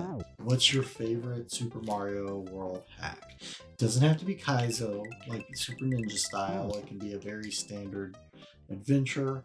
But what's one that's really, really good that I should check out? I'm not guaranteed to check it out because you recommend it, but I might. And so let me know. I have a lot of them. I have a lot. And then I can always get some more. The other thing I was going to say is I love Link to the Past. I love Link to the Past hacks. I've played through Parallel Worlds. Back in the day, I did use save states for the original version. I've never played the remasters, or the remodels, they call them. But I did play the original one, but I had to use save states. But I think that's fair. He made that impossible. Seth, I think is his name, made that impossible. The original one, pretty much without save states. I mean, there are things you have to do in that version of Link to the Past where you're having to do bomb jumps that is the only game I know that like that is absolutely necessary. I mean, I played through and beat Goddess of Wisdom, I think, and that one you don't have to do anything like that. And then so those were two good Link to the Past ROM hacks I really like, and let me know of others that you might know of. I did play Dungeons of Infinity recently, which was more just a PC game someone made where it was similar assets to Link to the Past, but it's basically they made Link to the Past into a dungeon crawler, and that is awesome. And I've only gotten to maybe the third or maybe fifth floor. I can't really remember how far down I know I got past the first boss, but man, that game can shit on your parade, man. And it is a hardcore mode, one death and the whole run is over. You got to try and get all the way through every level of the dungeons. It is a pretty cool. If you don't know what it is, you can YouTube it, or you can maybe tell me you want to see me play it. I'm probably going to play it anyway on the channel at some point, just because it's so cool. And every run is randomized in a way that just makes it fun. So I like that. I like that it has randomization built in so much, right? So that one's fun. I also love Super Metroid hacks. So in terms of playing through these like ROM hacks, those three games specifically, the big three for me, those are the ones that I play a lot of the ROM hacks on, and might be mostly what's seen on this channel. But again, I'm really into like trying out a lot of things, so who knows what else I'll play. Recommend what you think I should check out. Not just those three, it can be those three genres or not. And then the other thing I wanted to talk about was, beyond the fact that I suck at shell jumps, was the Switch 2, one of the other games that I'm kind of interested in. What was it? Oh, well, first of all, we haven't even talked about the mouse feature, right? So, Wolf, Bob Wolf, I believe is his name, Wolf Den, on YouTube. That dude was talking about how when he got to try out the Switch 2 recently, he was trying out the mouse mode because the Joy-Con can do a mouse, right? And I'm readjusting here. Okay. And so anyway, he was talking about how he was doing the mouse mode and how much he actually really liked it. And that was kind of unexpected. Like, I thought it would be like some things can be gimmicky or just feel clunky and feel, for lack of a better term, feel a little too Nintendo down. You know what I mean? Like, I try to do it a different way. Maybe I can make that work. I gotta change it up. I gotta do something. I guess that you know what I mean by that. They Nintendo it down too much. What the hell just happened? See, man, it's always something new. You never know. You never know what the hell's gonna happen. I wonder if they're gonna Nintendo it up like real bad was what I was thinking with the mouse. Like, will this feel like gimmicky? Will this feel cheap? Will this feel like not as fluid of movement to where it just becomes like a gimmick that none of the developers want to use? Oh, I did it! Y'all! What? What? No. Oh my god! I don't even. Oh. Okay, you guys. I should have known better. I should have been ready. I wasn't. Right? I wasn't. So we're gonna get ready. Give me a moment. Alright. I had to like move a little bit. Readjust. So, I mean, at the end of the day, that's what I'm wondering, like, right? Like, is that, man, I just got all distracted. Wow, that just threw me off, you guys. I had it. Oh, damn. Yeah, so anyway, Wolf was talking about how awesome. There it was. I did it twice in a row. You guys, I'm a shell jumper. Did I get it or not? Look, it cleared it. You can see where I cleared the bar. Am I going to start there or not? I didn't hear the noise. The bar moved, but I didn't hear the noise. I did it, you guys. Oh my God. Wow, that's incredible. You guys should be cheering for me right now. I hope you are. Let me know in the comments if I did good. I feel like I did good. I shell jump twice in a row. I'm pro. I'm so shell jump. I'm team shell jump. Hashtag team shell jump, you guys. All right. Oh. Okay.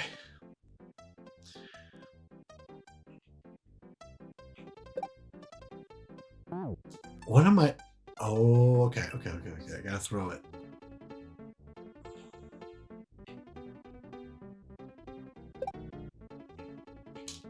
Oh, shh. Okay, I'm gonna throw it as I'm falling. How about that? See if that works.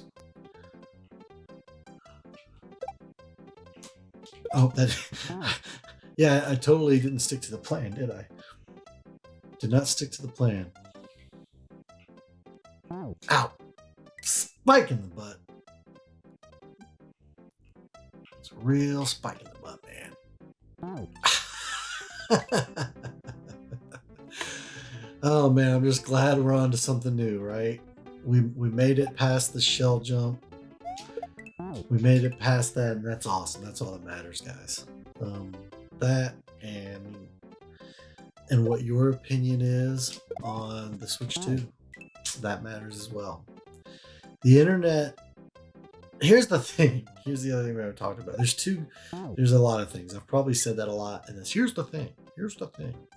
Like anything I'm saying matters, guys. It doesn't. I'm just holding a conversation, not even with anyone, but with myself while playing this game that only a madman would really try to play, right?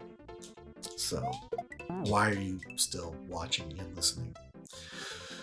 Because you like Mario or Nintendo Switch or something, right? That's cool. But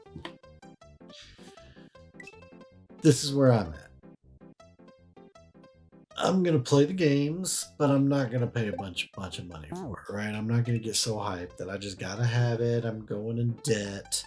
I'm selling off my stuff. I'm not going to sell my Switch 1 for a Switch 2. You're crazy. You're crazy. Absolutely not.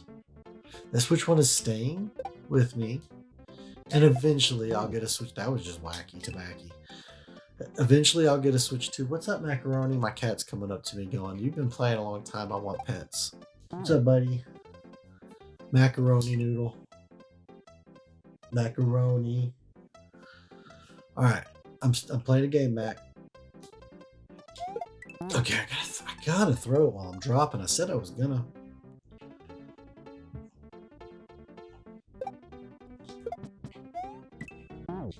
Oh, that almost worked, actually.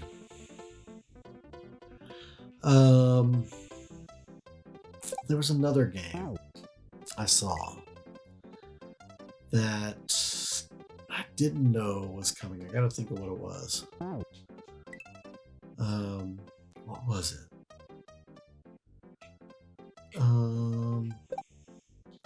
There's quite a few, but there was one that caught me off guard a little. I saw they're bringing DuckTales 2, I think. What? Man, those red question blocks are messing with my head a little.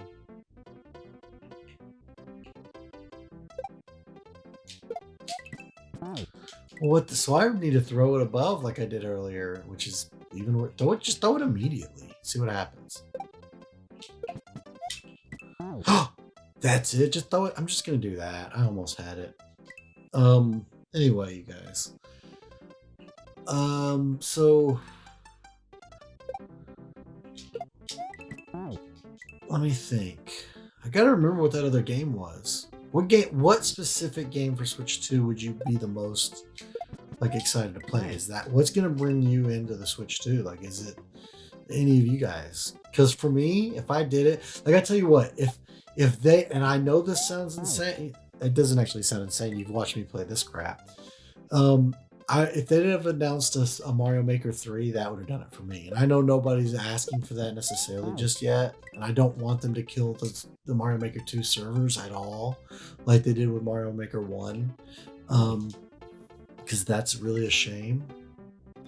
But I would love a Mario Maker 3. I would, you guys. I know they're probably not going to do it anytime soon.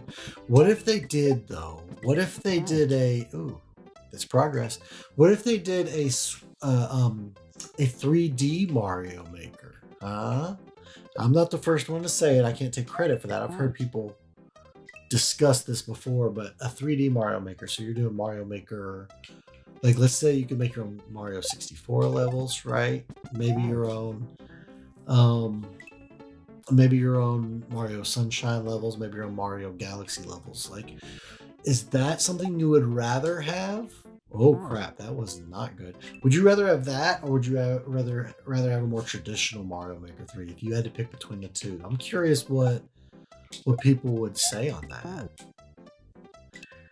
Because I honestly don't know where I would lie. I mean, actually, I do know where I lie on this. Let me put it this way. Here's what they should do. Nintendo, I know you're not listening at all. You'll never hear this or see this, and no one will ever get this information to them probably. But man, this is what I want. I want Mario Maker 2 to be available like indefinitely throughout the Switch 2. So they keep all servers going. They keep that game going through all of it, right? They don't ever shut those servers down. In fact, with the Switch 2, they kind of almost build upon it. And what I mean by that is they released some more, it was the last updates, but now you've got the Switch 2 edition Mario Maker 2, right? And with that, it's the same. Everybody's levels, everything's still carrying on. People can keep everything going, but there's new content. And there's the content people wanted. You can bring back the costumes that you can unlock. Bring back, and you could have some fun with that, with all the new licenses you're able to like put on the Switch. I mean, I know PlayStation's like begging to put all kinds of stuff on your console, just like Xbox is. So, let them. And all the indies coming over from Steam over to Switch. I mean, it's basically open season for like fun. You could have a Celeste costume, I mean, any kind of like relevant platformer, right now could maybe have something like that. Celeste would be a good one, probably. Do Celeste style levels or something.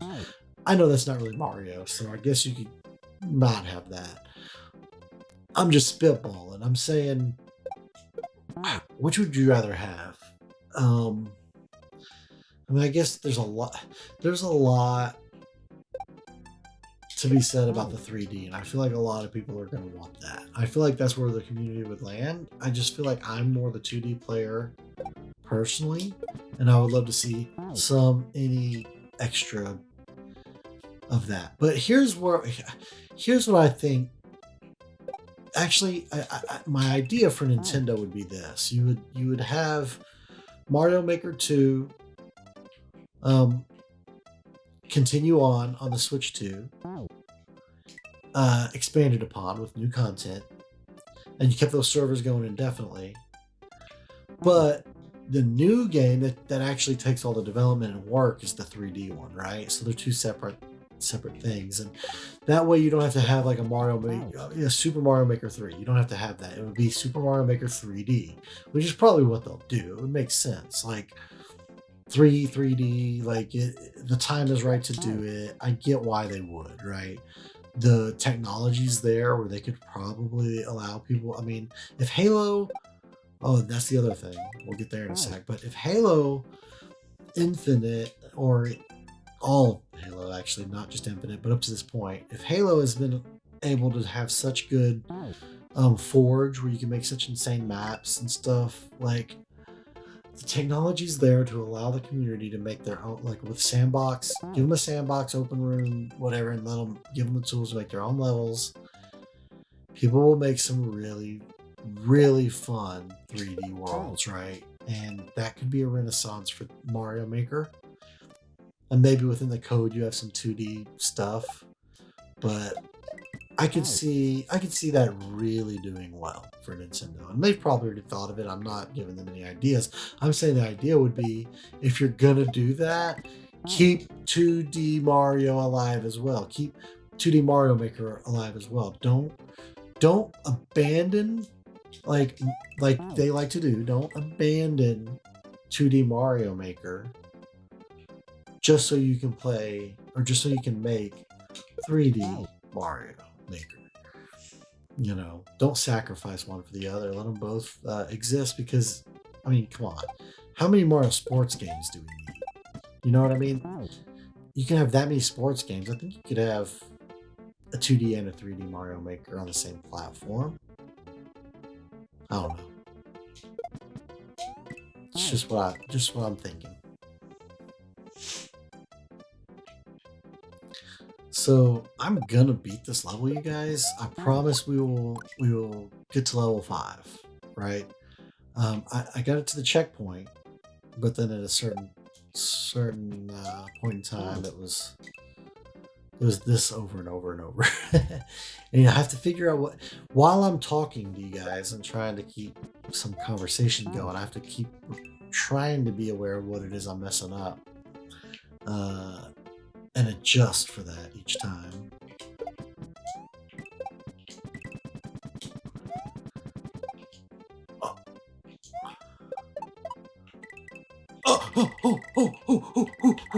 Did I did that? Oh my. Oh my. Did you guys see that? Once I got past that and focused, I just cleared it all. Woo. Wow, I one-shotted or not one shot, but I mean, like, once I got past that one spot, all those other obstacles I one-shotted, basically, is what I'm saying. Oh man, once I told you guys I was for sure getting it. I was getting us to level 5. Then look what I did. I do not let you guys down. The problem here is now we're at a ghost level, man. Come on. This is gonna be some work, guys. Linkdead Shed. Drop dead, Fred. Oh, okay. All right. I see. Okay. Spooky. Very spooky. Too spooky. All right. So, another thing that I find pretty cool about the Switch 2 is that the Master Chief Collection, Halo Master Chief Collection, is coming to Switch 2. I think that's a very awesome thing.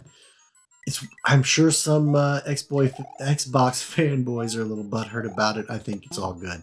More people playing the original Halo franchise, the better, okay? What do I mean by that? And what do I mean by original? Especially, I specifically mean those first 3. Anything that the Bungie team did, people need to go back and re-experience it, because it was an experience. So if they haven't, it'd be a good way for those people who, you know, maybe because they were Nintendo kids, they missed out on that. You know what I mean? They missed out on Halo, and that's a shame, because Halo is an amazing franchise. even if it hasn't been the most amazing in recent years. I played Infinite literally just the other night, and most people aren't doing that. I still play Halo, but man, I don't play it very often anymore, and I definitely would if they hadn't screwed it up. I'd be playing a lot more frequently, but man, 343 at every opportunity, drop the ball. Worse and worse with every release. But the one difference, the one time they did at least make up for it, is eventually, even if it wasn't right away, eventually they made the Halo Master Chief Collection a great experience and a very full package that I think will do very well on the Switch.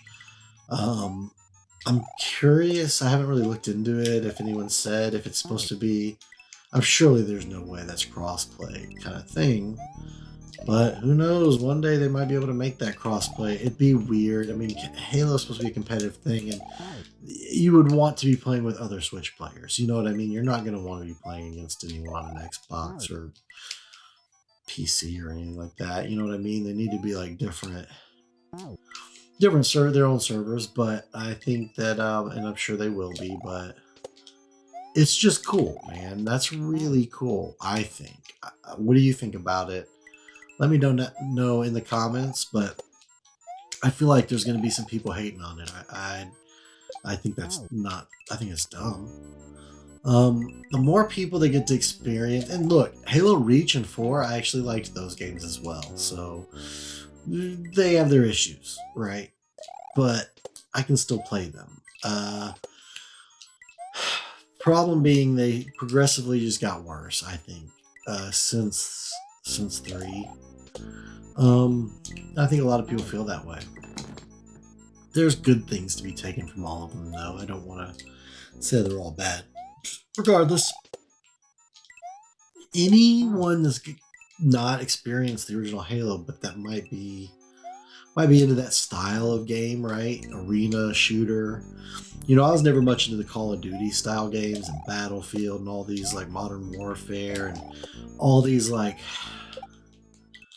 I don't know, hyper realistic style of warfare like games. I don't know, not as much for me, especially when, man, a lot of it ends up not even coming down to so much like real skill, but more, I mean, I'm not saying not skilled players playing Call of Duty, that's not at all what I mean. But what I mean is, it comes down to a lot of times, I don't know, I don't even want to say it's who saw who first, because man, I do love to play SWAT, or what was once called SWAT, and now they call it Tactical Slayer on Halo. Man, I that's one of my favorite modes, and that's kind of what Call of Duty's doing sometimes. It's like one hit kill, you know, you're like, before you see the enemy, you're dead. You know what I mean? That's what I mean by the difference between that and an arena shooter, which an arena shooter, you know, to me came from like something like GoldenEye, which is one of my favorite games of all time. Grew up playing so much of that. I found my video recently on Christmas morning, 1997, I want to say, when I got not only my N64 for Christmas, but you can see me opening that new in box, but also getting both GoldenEye that same day, and freaking out over getting it, and no one even knew yet what GoldenEye was going to become. No one even knew. My screen screwed up, so things got weird for a moment. But yeah, no one knew what GoldenEye was going to become, but we were so excited. I think we had rented it once, and we already knew, like, this is such a fun game, right? Oh, here we go. Okay, I can make it to the checkpoint. I saw the checkpoint for a brief moment. But I think we knew, like, I mean, we were just so excited for the N64. I remember this is back when you could rent a video game console from Hollywood Video or Blockbuster. Okay, I gotta fix this screen because it literally just messed up my run. It's going on. You guys can't see it, but my screen is flashing weird. I gotta fix it.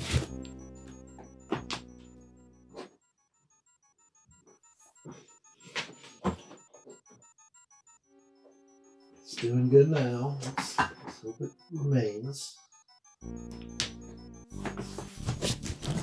And we're back. All right. Knocking stuff over, but we're all right. Hold on. I don't want my cat sitting on that. Ugh. This is one of those things I should cut out, but I don't know if it's getting cut out, you guys. I don't know about it. All right, here we go. So, back to it. Hopefully the screen won't drop out on me mid-jump now. So yeah, the other thing I got that Christmas, other than GoldenEye, that was so awesome, was Cruising USA and a steering wheel, the N64 steering wheel and gas pedal brake like combo. And that was the first time I ever had like any kind of experience like that, like in the home, you know what I mean? Like not in an arcade. Like that was an arcade game, Cruising USA, and suddenly you're playing an arcade game in the house. It just, even if it was, you know, super compressed graphics and all that, like as a kid we didn't know the difference. We really had no clue the difference. It was just amazing to us, and I'd sit there and play for hours. Yeah, so I still got the video of that from when I was a kid, you know. So arena shooter to me is GoldenEye, and I think it spawned a lot of it. You also have like Unreal Tournament was one of them that I thought was like kind of where like Counter-Strike when it came around, it like 25 years ago, it was more like Call of Duty and Modern Warfare with the ultra realism, the tactical strategy, and the ultra realism. Where GoldenEye, you know how many shots it took to kill somebody, and then if they ran and got the body armor, the battle continues, and you're just hearing them get pummeled. Like they're literally bullet sponges, right? The bullet sponge thing, something about the battles and that can allow for such fun moments in multiplayer, especially couch co-op back in the day. But you know, having to outmaneuver your friend, right? That stuff to me is the better form of a first-person shooter. I'd rather play that most of the time, and that's why I like Halo. Even if I do jump into the SWAT game modes, I'd rather play an arena style where you've got a few moments at least to react before you die. A lot of times, unless you're getting hit with something super powerful like a proximity mine or a rocket launcher or flak cannon or whatever, you know what I mean? But yeah, I always liked arena shooters. I guess flak cannons aren't always super powerful; they can miss. But you know what I mean. It depends on the games, I guess. But arena shooters to me are my preferred style, and so I never got too into the Call of Duties, the Modern Warfare, and I think that there's a lot of people who maybe also are like that are Nintendo people that maybe didn't get exposed to Xbox as much as maybe I did, because I had roommates at a certain point and that's what they were playing, and I would never have gotten into Xbox and even Halo really if it wasn't for my roommates consistently playing it, specifically on the 360 back in the day. And we had so many nights just playing in this Halo, trying to redeem and get like 2 XP points for an hour because you redeemed some code off of a Mountain Dew or off of some Doritos bag or something, and you're like trying to redeem as many like XP boosts as you can to try to like level up faster than everybody else, you know, and be the first ones to certain ranks. Like, man, those were the days, right? But I think there's a lot of people who didn't have those days, and if Halo comes out on Switch 2, I think that's a net positive for Halo, because you might have a whole renaissance and a whole new wave of people really into, and hopefully specifically, the first 3 Halo game types. And then that could bring back maybe a new Halo that properly, like, I don't know, properly embodies what Halo should, the way Bungie used to do it properly. I got a friend. He's not even really a friend. I got an acquaintance. He did some artwork for me back in the day for a band I was in, and he actually was one of the main guys on Halo originally, like one of the lead map designers, right? Um, he's credited as being the one who actually named Halo, believe it or not. He came up with the name. And you can look him up. His name is Paul Russell. And I don't really know the guy too well. I mean, I had conversations with him in private a little and didn't talk to him too much about Halo. It was more his other art because he also did art for a band I was into. And a tattoo I have on me was some of his artwork.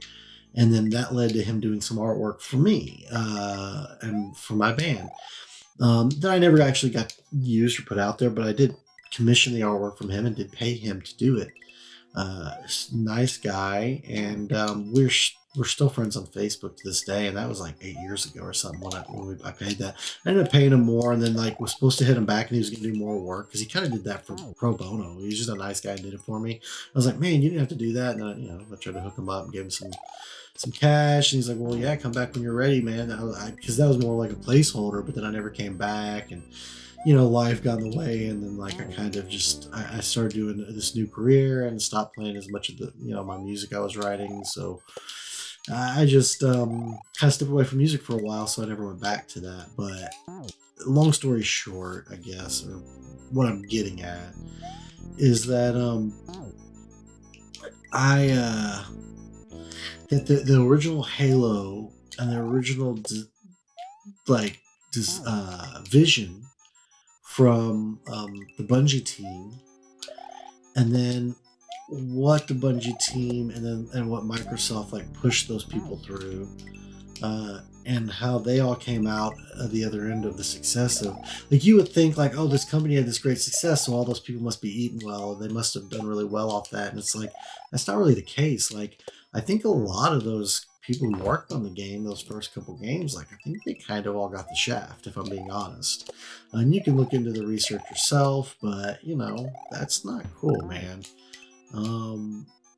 And then 343 comes along and just botches it every step of the way and gets every infinite tries to do the worst Halos, and yet the people doing it right didn't even, they got the shaft. So, take it with as you will. I mean, that's my like view of this story. I mean, there might be some people who honestly think Infinite's the best Halo, and you know what? To each their own, man. If that's what you're into, dude. Honestly, Infinite plays amazing, and I bash on Infinite some, but it's honestly just the dumb stuff. It's honestly just the way the algorithm wants to try to make you lose specifically. Like, it knows you will lose. Like, it's putting you with people way out of your league, and it knows it's doing it, and it's doing it specifically to make you lose. And why? Because you just won another round, and it's one thing if you get matched up, right, with a bunch of people that's in your same range, and then you win that match, right? That's how it should work. And then because you won that match, you go up, and the ones that lost the match go down a little. Like, that's how it should just work, right? No, nope, not even close. No, if you just won a match, especially if you won 2 in a row or something, it's gonna be like, all right, bet you're about to lose. Here you go. Your rank, what? Your rank is a 1,500. I'm just throwing out a random number. Your rank is at what? 1,500. Well, you're about to be facing someone with 4,000 or 5,000. I'm just making up random numbers. You know what I mean? I can't even. It's been so long since I messed with Infinite. I forgot how the numbers work. I'm just saying, it's stupid. It's not a good system, and yeah, I can't believe that that's something people. I can't believe that's something that someone thought would be a good way of of making people match up. Like, what are you thinking? All right, guys, we gotta get to. Man, we can get to that. I know we can get to the halfway point, right? I just gotta focus. So, we gotta get to at least beat the ghost level. I don't know if we're gonna be beating the boss, the castle in this first run here on this video. I'm gonna try and do as much as I can in one video, but it's gonna be a long video. Be one thing if I was streaming, but I'm not really streaming. I'm not really set up to stream so much.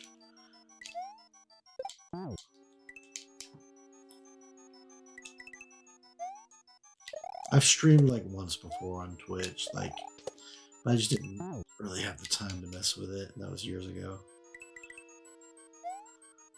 I did like a couple like streams, I think. I know I did one that was, I had some fun little things with it, like messing with it. I do video production and a lot of stuff, so like messing with some of the little in between like transitions and stuff was fun for me for stuff, and like little like pause screens and things. But the software OBS or whatever it was kind of clanky, like kind of like clunky. I mean, for sure, kind of weird. Not, I don't know, but I just I just stopped just because I wasn't I'm not so much into Twitch, right? I like YouTube as a platform with all of YouTube's dumb stuff as well. I still spend way more time on YouTube personally than on Twitch. I feel like Twitch was way too toxic of a community. Not saying that all corners of the internet don't house plenty of toxic crap, but man, Twitch just seemed ugh. That's one thing, if you haven't been to Whatnot, if you're into auctions and specifically not even auctions, but if you're into like just buying physical video games, buying or selling, or looking into retro consoles and gaming, or collectibles, even Pokemon. Some people are going through storage units or doing DVDs or movies or jewelry or sports cards or whatever, right? It's a cool, Whatnot is a cool app. I'm not paid by them. I'm not a seller on there. I get on there sometimes and buy stuff, but and sometimes you win some free stuff. I won a free Nintendo Switch on there one time, you guys. I'm not kidding. And I sold it on Facebook Marketplace, and the kid was like, "How is this like so much? How are you able to sell this for like, I don't know, $50 or $75 cheaper than everybody else right now?" And I was like, "Well, because I got it for free." He's like, "Well, how's that work? Is this legit?" I was like, "Yeah, it's legit." I was like, "I won it. I won it for free, basically." In a giveaway on Whatnot, and now I'm selling it. And he's like, "Oh, okay." So yeah, I mean, you can totally like do good on there. I'm not gonna lie, man. But you could also sell and do some good money on there as well. There's some really cool sellers, and so check it out sometime if you guys haven't. I'm sure there was a point to that story or why I started talking about. Oh, yeah. So Whatnot. Here's the thing I loved about Whatnot compared to like anything else, right? You have a constant live stream, like live feed going, right?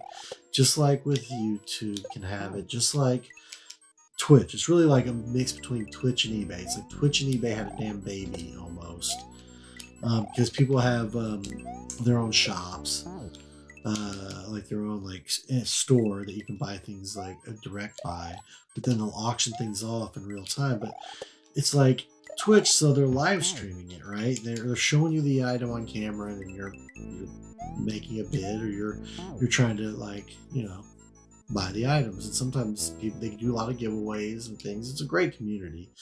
But that's the thing is the community. That's what kind of like struck me compared to Twitch. Twitch seems to have such a toxic community. And yet, every time I go on Whatnot, I feel like I'm surrounded by some of the most generous people.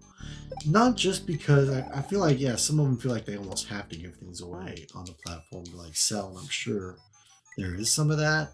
But I swear, I see like generosity on there that just like, man, it does kind of warm my heart a little bit. It makes me want to hang around on there a lot longer than I hung around Twitch. Let me say that. Right? I feel like Twitch is just ugh. I couldn't really do it much, except like there's one or two streams that I thought had a good community, good people, good community, good moderators, and I'd hang around in there. But most of the time, man, what it is, and here's what it is: Twitch is, and I've not been on there in a while, so man, maybe I'm wrong, maybe it's changed. But whenever I go on there, just kind of messing around, it always seemed like Twitch is a community. Or Twitch, aside from the few streamers, is mostly a bunch of like every community is like a streamer a streamer letting these people in their chat get away with whatever they want as long as they're willing to pay, if they pay a lot. Like those subscribers that pay them frequently and they know they keep coming back and giving them money, they'll let them get away with murder. Sometimes they'll be shitty to strangers who come in, but it's okay because they pay a lot. You know what I mean? Like, oh, well, they're one of the main community people. We'll let it slide. Like, oh, come on, be easy on them. That kind of thing. It's like, no, don't just like slap them on the wrist and say, be easy on them. That person's being really, really shitty right now. And you should do what you should do to anyone being that shitty, which is like temporarily ban them or whatever, like actually do more than a slap, right? Just because you would, and a lot of times it would come down to, oh, this person literally just donated a bunch of money. I watched them donate a bunch all stream. Maybe there's some rich drunk guy, right? That's all it takes. One rich drunk guy with enough money, he can like cause some real havoc on the internet. Is all I'm saying.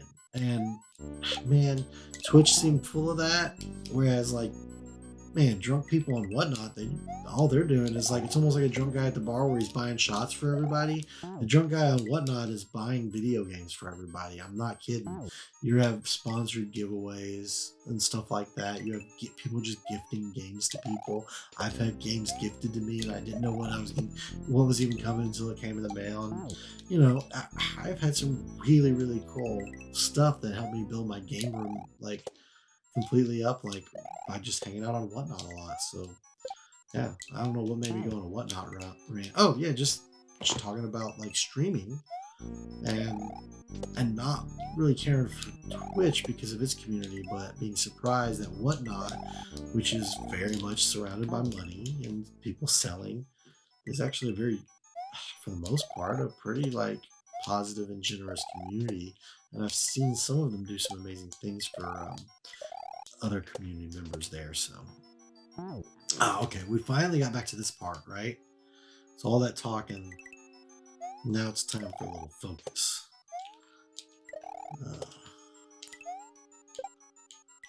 All right.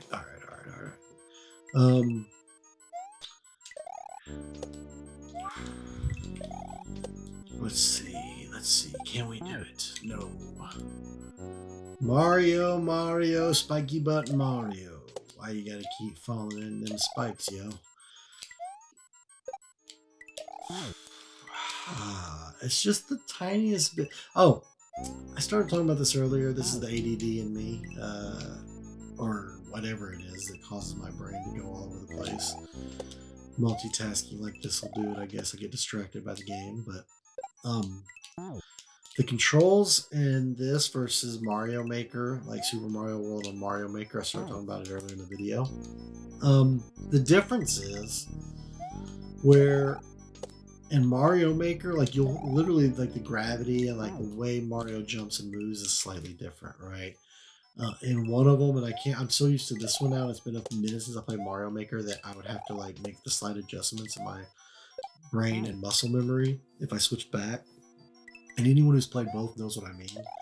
But the fall, like when you're holding, let's say when I'm holding the jump button, it makes a difference on how like gravity affects Mario and how slow or fast he falls. And that is a different feel depending on which version of Mario World you're playing. If you're playing the Mario Maker version, if you're playing this, let's go. I thought I was gonna have it, you guys, but I pulled it back because I was afraid I was afraid I was not gonna hit that ghost right. Man, I'm so close to getting the checkpoint. I swear. The problem is I'm gonna hit the checkpoint and I'm still gonna have a whole half of the level, right? I mean, this is where the patience stuff comes in, right? Because some people would have done gave up. Some people would say, I'm not gonna die that much, man. I'll never beat this level. I'll never beat it. I used to think that. I used to think that when I'd be playing Mario levels like this. But it's like when you're playing, I always do that. If I hesitate on that one, I'm gonna hit the spikes there, and I do it a lot. It's about like it is playing a game like Elden Ring, I guess. Yeah, I make that comparison. But it's like playing an Elden Ring boss, and each time you get a little bit better at your movements. the muscle memory kicks in. You get better at how you approach things, and you start learning the boss's moves. You know, you start learning its secrets. If anyone's ever beat the fire giant on Elden Ring, they might know what I'm talking about. But I had to beat him recently, and I had done that fight so many times. I'm trying to figure it out, and not realizing, like, man, because like you'll get him through one stage, and I didn't even realize what was happening. I just thought he took so much damage. That's why he went into this animation, but it was actually kind of a specific thing. Like, he kind of, I don't want to give away spoilers if someone might be playing that right now, so I'm not going to tell you how to fight him. But you get past the first stage, and then like what worked at the first part doesn't work so well in the second part, and you have to kind of change up. You have to kind of learn the weak spots as you're going. Let's go. Oh, see, I do have to kind of pull it back just a hair there. Damn it, because I tried to hold it forward. So yeah, back to my point. So on the fire giant, man, I with that game, like I tried so many things, and eventually I figured out his pattern, and I figured out like what it was I was doing wrong. And once I figured that out, it was I whooped his ass, and I got past that part. But man, that messed with me for a minute. You know what I mean? It really did. But the best moments I've had in that game was when like that thing that seemed so impossible once before suddenly was conquered, right? And the same thing can go for like anything in life, man. I swear, like those things you put the most work into, when you finally do accomplish that great feeling, when you accomplish something great, that great feeling that comes with it is kind of hard to beat. And I've jumped up out of my seat in excitement over beating an Elden Ring boss, and it felt the exact same way as when I finally beat one of these kind of levels. Let me here's the way to really describe it. My Mario Maker levels. So I got into the Switch because of Mario Maker, which I've said, but I went right into making levels more than even playing them. Like, I knew I'd enjoy playing them, but I already had Mario ROM hacks like this, so I was more excited to try to make my own levels, right, without having to use like my computer and try to figure out that software that third party made. But I wanted like the easy Nintendo, like, you know, click and drag and drop kind of Mario Maker experience. So I was so hype on it.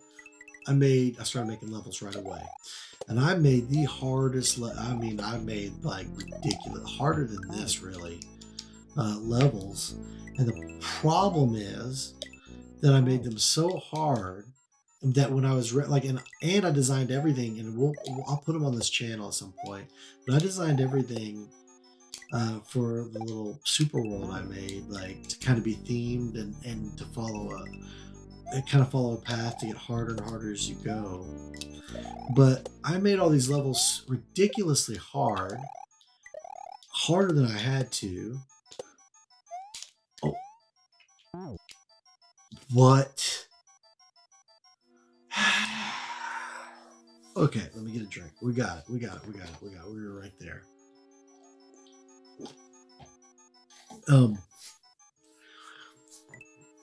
I found out the hard way, you guys. When you upload a Mario Maker level, that not only do you have to beat it to upload it, which I knew I'd have to beat them to upload them, what I didn't know is you had to beat them really 3 times. If you put in like I did, I made long levels that were super difficult, and they had a lot of them had 2 checkpoints. So I want you to think about this. If you put in a level that has 2 checkpoints, you have to beat it 3 times. You have to beat it once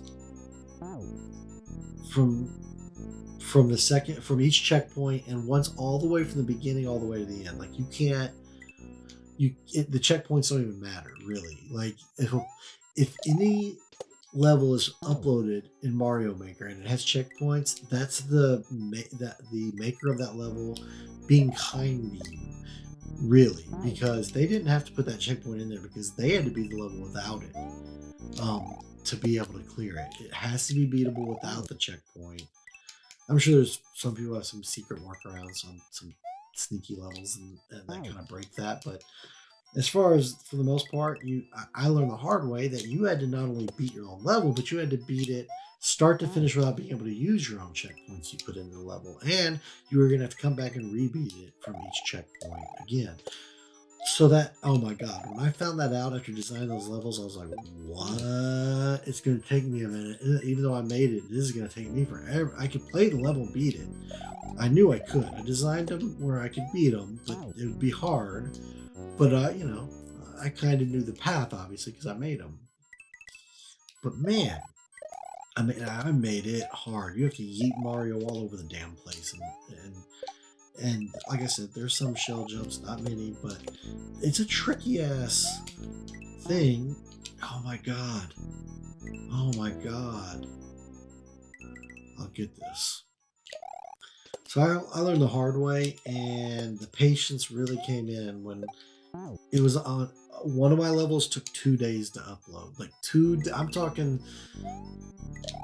like 2 days of like a lot of tries. Really, I was like wondering if I'd ever get it right.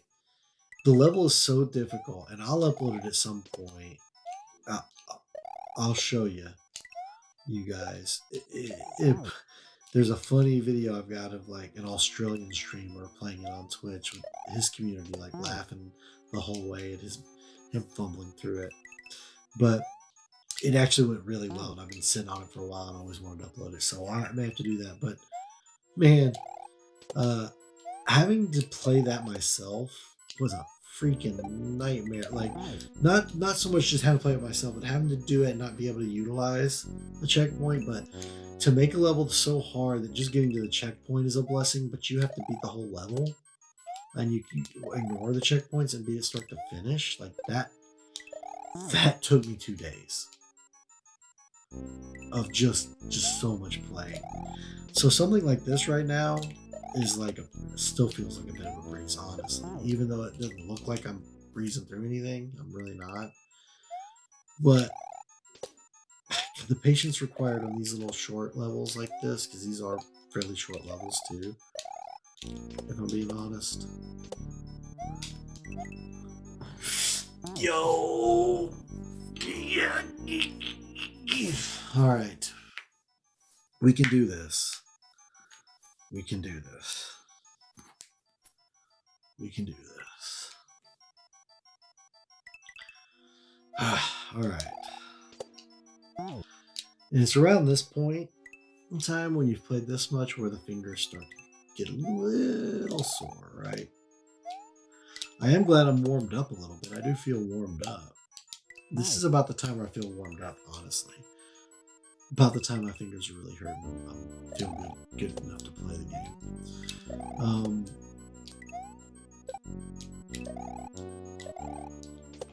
Like, I'm starting to lock in on a few things, you see. Like that. Lock in on that spike. But yeah, I had a lot of fun with Mario Maker, and I don't own it right now. I have to rebuy it, and that's a whole nother story for another video I've got in the works for you guys. But yeah, I don't own it right now, so I can't show you guys those levels until I rebuy it. I was gonna actually make originally this video tonight that I'm making.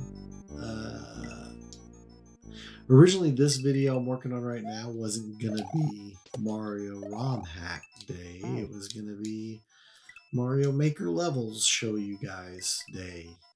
That would be the worst holiday, but that's what it was gonna be. You like my new strategy?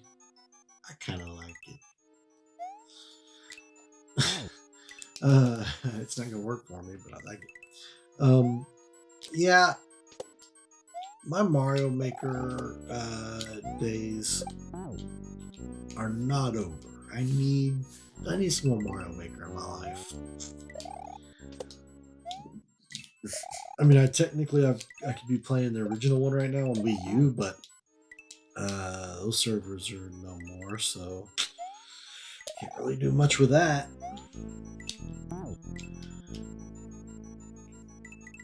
That's a shame.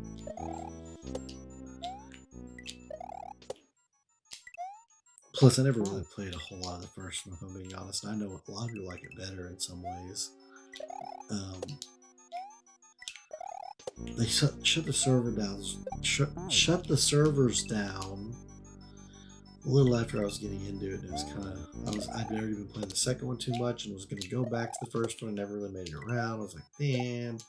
Like, I didn't have the Wii U until way after everybody moved on from the Wii U. I finally got one.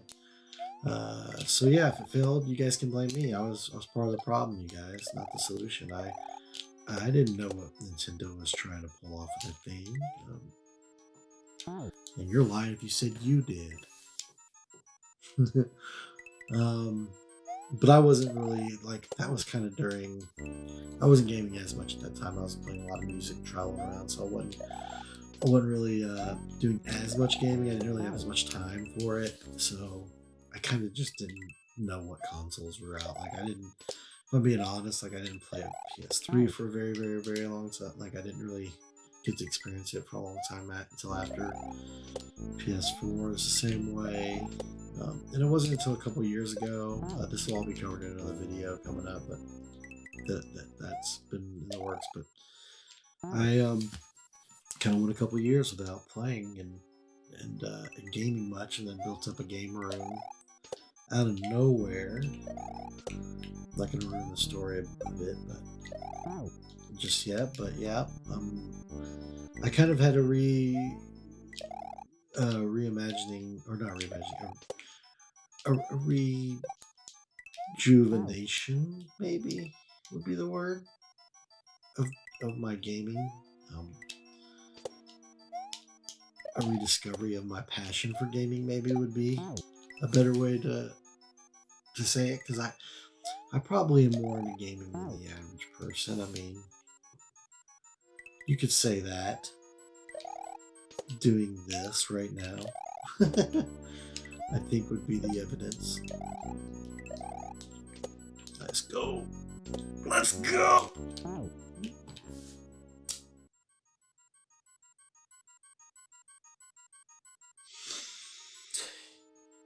Somebody out there feels my pain with that one. Somebody.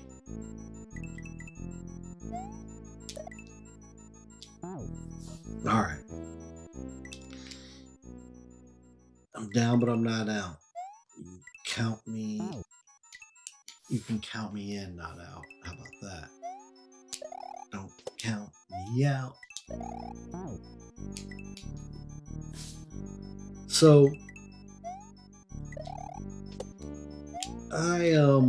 it'd be cool to even make a new Mario Maker level and then do a video of making a new level. I never even thought about doing that. So after that Australian streamer he played that, I think at one point he had up to 90 people watching his stream when he was doing it, and I'm trying to remember his name. I haven't been on Twitch in a while, or even in the Mario Maker scene. I don't know I can't remember who he was, but he was a good sport about my level, all things considering. He's a better player than I was, for sure, despite, I may have made the level, but he is a better player than me, so he got through it better than I could have. Honestly, it took me longer than him, even though I was coaching him through it. His moves were definitely better than mine, let me put it that way. He has better control than me, but it took him a little bit, because I definitely have an unconventional style, let me put it that way. You could tell I was a fan of Raw Max, is what they said, and his community was saying. And that's the funny thing, is they were like, keep making levels, Thirsty Joe, like they were saying that after watching it, because they were all having such a good time watching them go through my level. And he was like, yeah, bring a level to my stream anytime, man. Like, he had such a good time with it, is what he said by the end of it. he got to be the first one to beat the level, and it was so funny because everybody's like, "Yeah, don't keep making levels, man. This is great. I want to see more." And then I never made any more levels. Like I literally have done nothing with Super Mario Maker since. But it was it was so fun to me, and I have VODs. They call them. I have backup videos of some of that, and so I need to upload those. Right? I need. You may be watching this video right now, hearing this, and that video already is uploaded. Actually, by the time you're watching this, who knows? Go down the rabbit hole of my channel and see if it's up yet. Probably might be. You know, hey. Unless this video is too new for that, but yes, I do plan on uploading my Mario Maker 2 content at some point.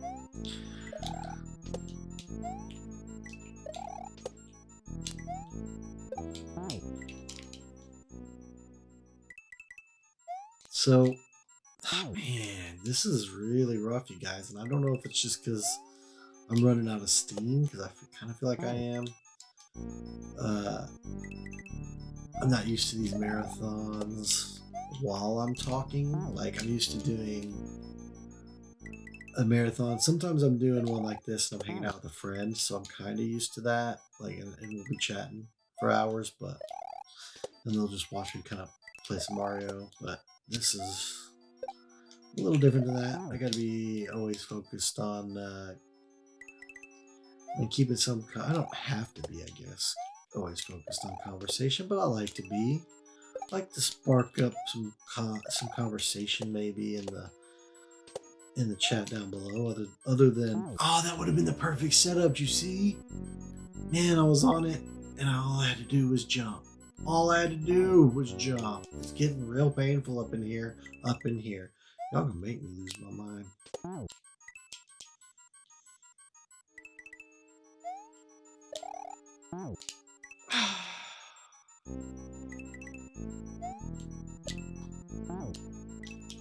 I'll say this.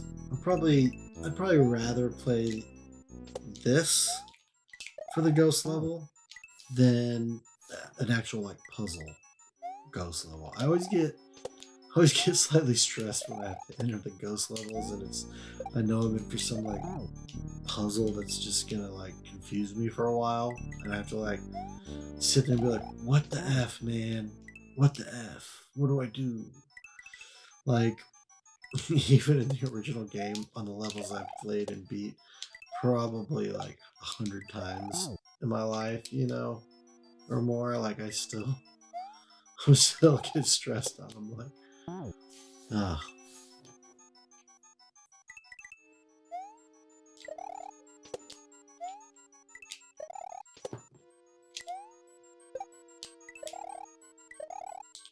Here we go. No, I hesitated. Not gonna lie, that thumb is really feeling it, working up some calluses. I can already tell.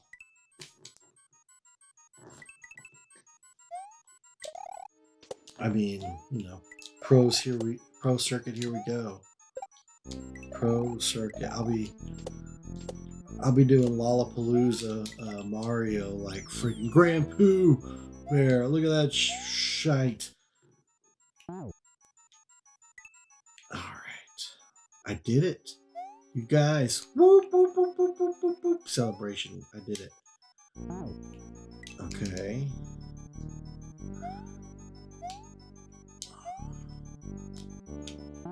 Dang it. Oh, what do we do? Okay. Dang it. We are. Why is the arrow pointing to the left?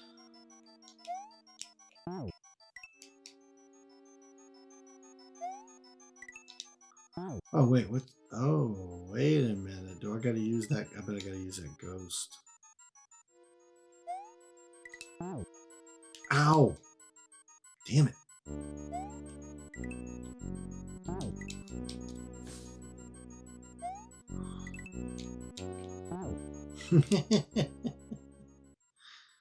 Ooh. Oh, wait a minute. I just gotta jump there and jump right back, probably. Yeah, I just gotta activate them, probably. I bet I gotta take that freaking blue block, too, and that's gonna be a pain.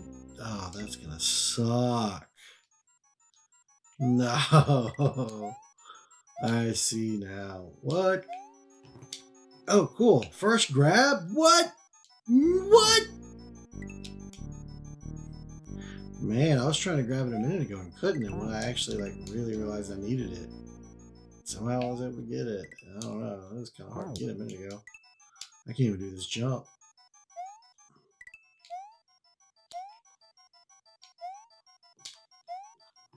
Ah! There we go. Ah! It's not even that hard, I don't think, is it? It feels like it shouldn't be considered hard, but it most certainly is not easy. We're getting somewhere. Guys, we're not. What am I doing? We're not at the first half of the level, right? We're getting somewhere. We're making progress, and eventually we're gonna get to that damn castle. Oh, are you kidding? This is what I was worried about. Are you kidding? All right.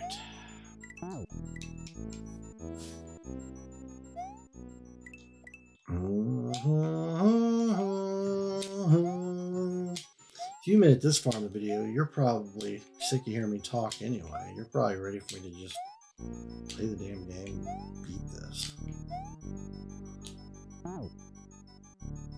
Ow.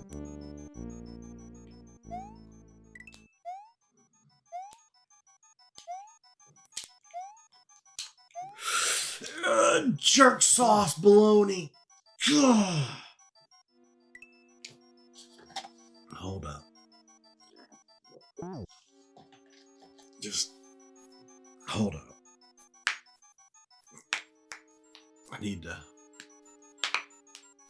to pop my knuckles. I need to adjust my. Let me stretch my fingers here for a minute. Right.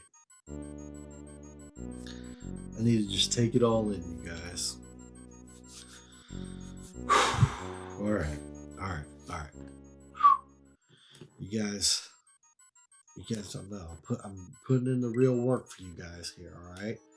The fingers. I got blisters on me fingers. Oh.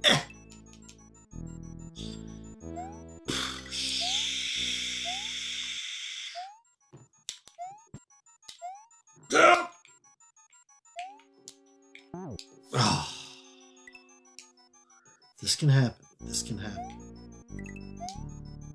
You just gotta move quick. That's why they call it Quickie World. This part is just the worst. Just the worst. Like, are you really, bro?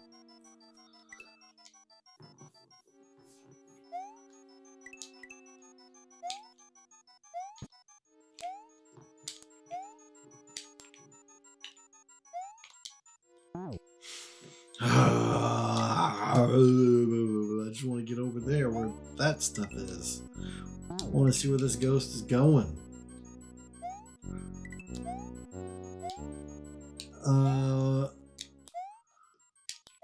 So I guess here's a good question. If anybody's interested to answer, maybe somebody one day will be wanting to answer this question. So what is your favorite type of Mario level? Like, I could see people being like, yeah, nah, I don't want a water level, right? That makes sense to me. But like, you know, you got ghost levels, you got the castle levels, you got the water levels, obviously, but then you got like sky levels, right? Or like the levels where you're riding a platform, right? So it's kind of like you're on a magic carpet ride. You're on for a ride and you kind of have to like ride it out. You've got the type of levels where you're free falling, you know, where you're like falling, like that last level we had. But then you have levels where like you have to climb something, almost like a getting over it style. Oh, here we go. What do I do? What do I do? Oh, I was way too slow. The ghost. That's where you need the ghost. Okay. But then what? Okay. Um. Yeah, that's. What's your favorite type of levels? For me, I always really liked the castle levels, the boss stages, and not even necessarily for the boss fights, though they're cool too. And I've grown to like really love boss fights almost more than anything these days. Elden Ring and Souls-like games did that for me, but um, I really liked the castle levels. In Mario World specifically for it was the ambience, the some of the design of them, some of the I don't know, man. I really enjoy them, like a lot. So they were always one of the favorites styles.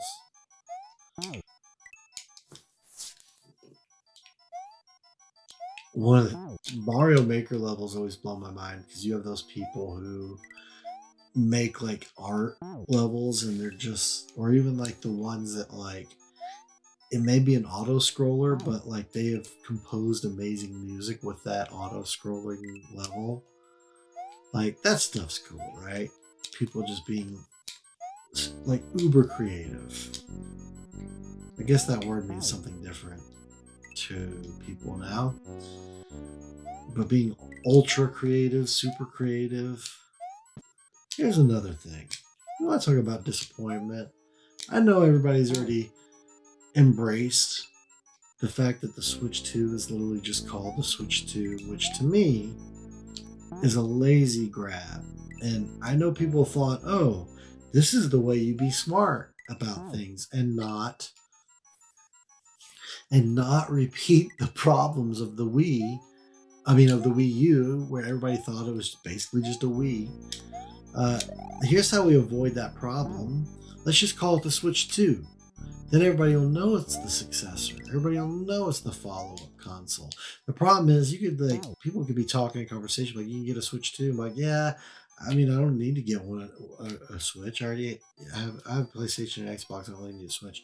They may be talking about the original Switch, thinking you're saying you're gonna get a Switch also, like I have. You know what I mean? Like the Switch 2, the word 2 in American, maybe not in Japanese, but in American, it does actually have two different meanings.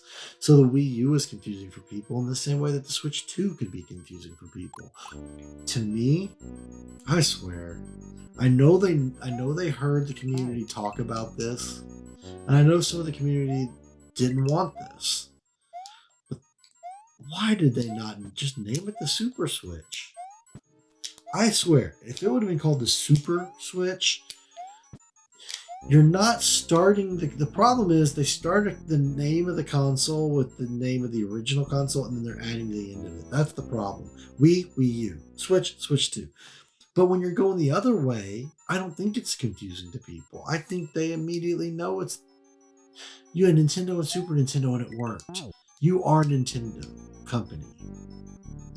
Switch, Super Switch. Just why did you not do that? I'll still want to call it that. That's how much I wanted that to be the name. And I know others didn't, but man, to me, just because I guess Super Nintendo is my kind of the one for me.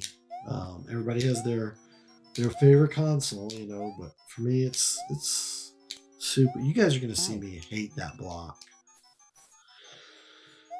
Um, I think the Switch 2 does it. I think the Switch 2 does it wrong by not being a Super Switch, is what I meant to say.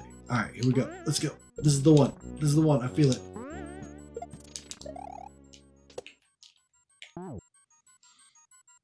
That was progress. It wasn't much progress, but it was progress.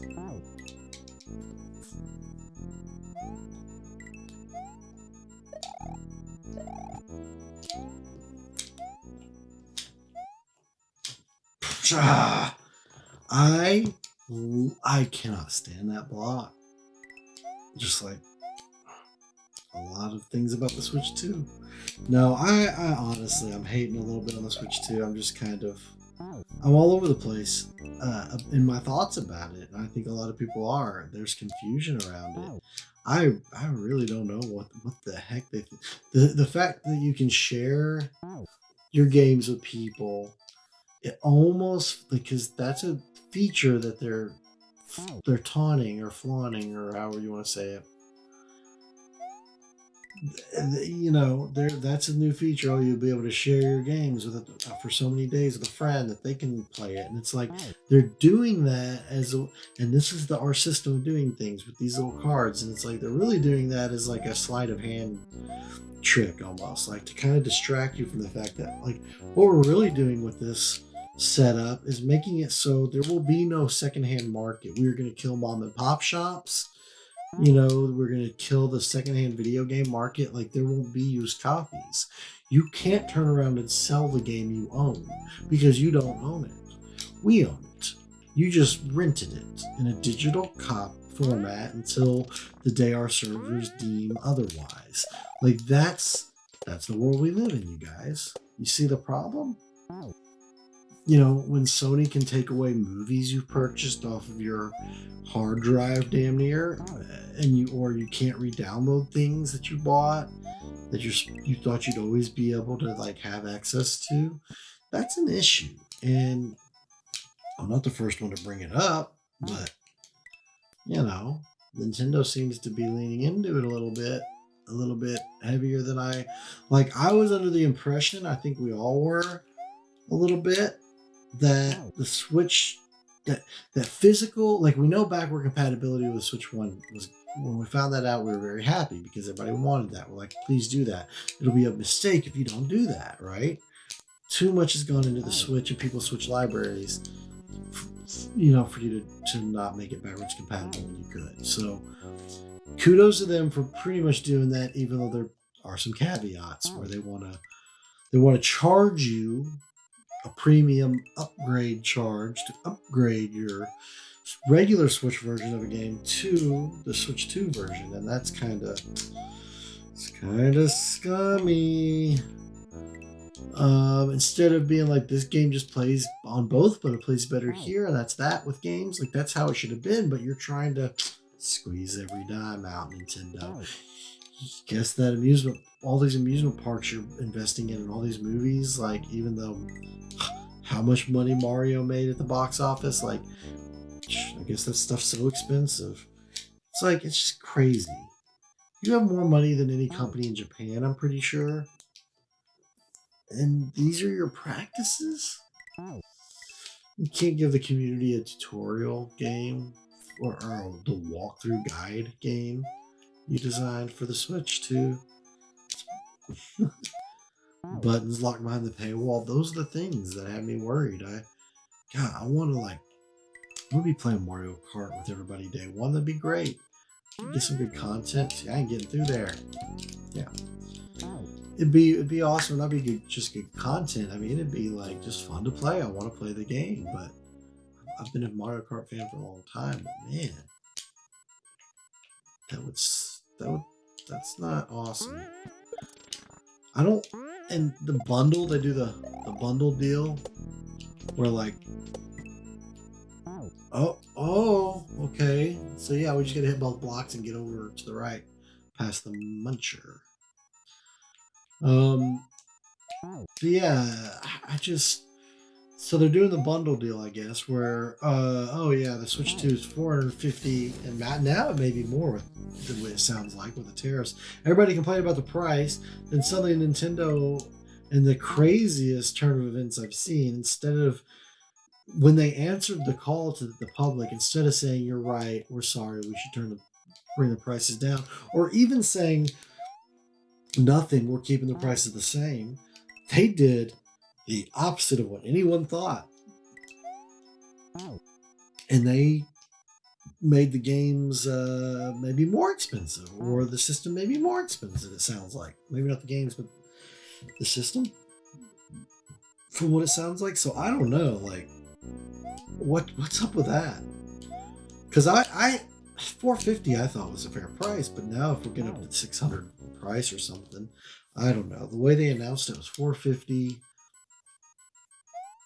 and then the bundle with Mario Kart World bundled in, of course, digital, not physical, is 500. So it's like you're paying $50 for that digital game, as opposed to 80 separately, right? So it's like a big screw you. And this is the thing I don't think anyone is talking about. I heard someone say the physical is $90 and the digital's 80. I don't know if that was ever confirmed. I don't think it was. So let's say it wasn't. And they're both the same price, which they definitely should be. If you're constantly charging more for the physical than the digital, you're actively, in my mind, trying to, like, to that degree, you're trying to make it, you're trying to make physical just a thing of the past. But beyond that, I think taking the digital, the thing no one's talking about is a digital copy of the game being $50 at that point means, like, if you do the bundle, so most of these people, or a lot of people, if you have the same money, are buying Mario Kart with the bundle deal. So it's $50, and then they have it digital, but at least they have the game, right? It means that if you want to play that game specifically physical instead at launch, then you're not going to go for the bundle deal, and you're going to buy just the console and then separately get the game physical. And what's that mean? Oh, now you're in it for $580, buddy. Or not $580, $530, my bad. So instead of $500, you're not paying $530, which is $30 more. You are absolutely having to pay more to play the physical version, at least of that game. How many more games will eventually be like that? That's the problem, right? And then they don't ever bring the price down of their games for years and years and ever, really. It's just, man, my hype died down so quick. So I don't know. I'm hoping they fix some things, but I have exciting things with it. I think it's going to be a console around for a long time. It's going to do well, I think, still. There's too many people, too many new generations of people, like, even just growing up now on the Switch, like that they're going to want the next Switch. Like, that's just, they don't even care about what all has come before it, right? Like games like this, they don't even care. They grew up with the Switch, and so they're going to want the next one. They don't know why naming it Super Switch would matter to me. Like, they'll never know that, right? So that's where, it's to each their own. I get that. And that's why I know even my own bitching is a privileged bitching, right? I get that. Just my thoughts. Can I get it? No! I definitely just kicked the microphone there. So I'm actively getting back to that spot with the blocks way more frequently, it seems like. So maybe we're not too far off in beating this one.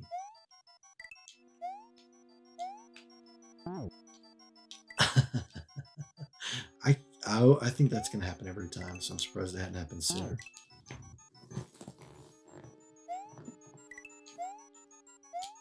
Here we go. Can we do it this time?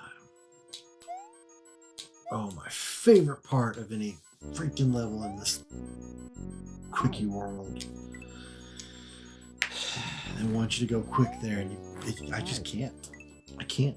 It's takes maximum extension on your jump, that's for sure. Maximum.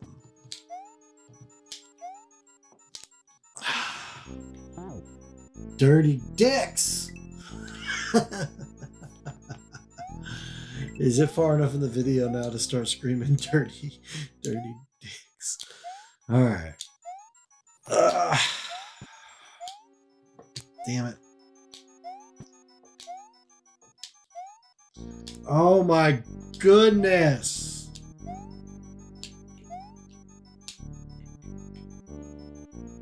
What am I going to do with this now? Okay, this is where a man starts to break down and lose his sanity. Right here. You guys get to witness it. This is it. It's the blocks. Wait, I can make I could have caught up. I could have caught up on that one. Just don't panic and just pace yourself. Do the jump. Get the thing. Fall on the block. Make the hop. Make the spike in the head.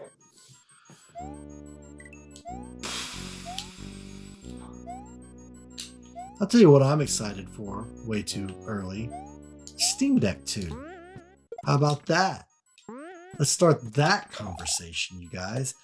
You're not ready for that combo. I don't think Steam's really too much ready for that combo, and that's why they, from what I understand, they said we're not really even trying to touch it too much with a 10-foot pole until the technology shifts in such a way that it's like a big leap forward in technology, which is good, right? They're not going to do the thing that like some companies do, Apple, where they release things in micro doses, basically micro releases of advancements, just to milk every little dollar out of you. Like they did. I like that Steam seems to not be like where Nintendo does the anti-consumer approach. Sometimes it seems Steam seems to be doing the more consumer-friendly approach a lot of times, right? The more open-ended software with their device, or the ability to have the community workshop and mods for like most games. Like that was always something I thought was one of the best. I got both blocks. Just not at the right. I need to get you have to get the lower block first, I think. But yeah, that's one of the things is like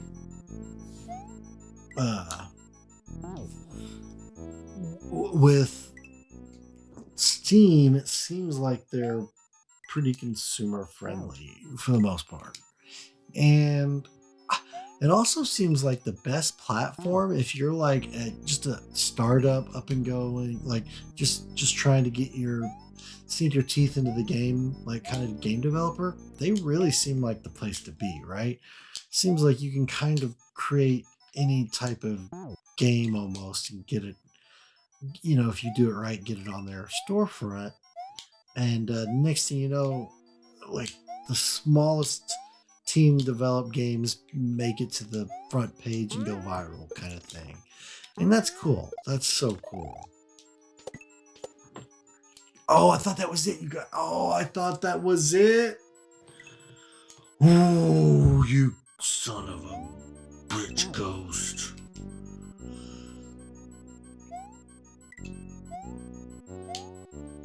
Can I beat the ghost house before I go crazy?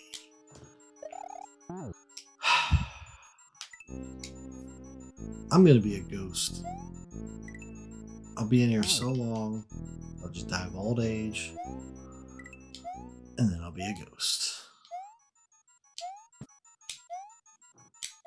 And I will haunt all of you for watching me and laughing at my torture. Why would I even keep going at that point? So my thumbs are gonna like hate me forever now.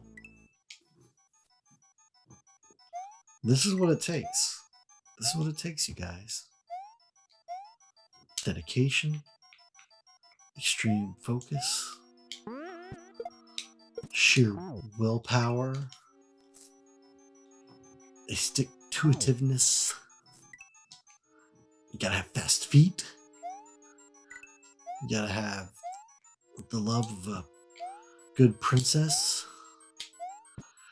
You gotta have a good brother, that has your back when you need him, but he's willing to kind of take the side, and not try and hog all the fame from you. You gotta have something to fight for. Sometimes you need that Koopa. Sometimes you need that Bowser to so you can be the Mario. You know, I'm not saying anyone should go out there being the villain. I'm just saying we know Mario is great at being Mario because Bowser came around and got the princess, right?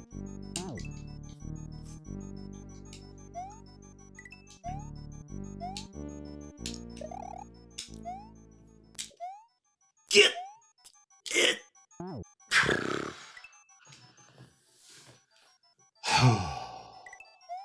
Oh, Mario. Here we go. At this point, I would love to be surrounded by Koopas and Goombas. At this point, I'd love to be at a water level. No, don't. I should not say that. I will regret saying that.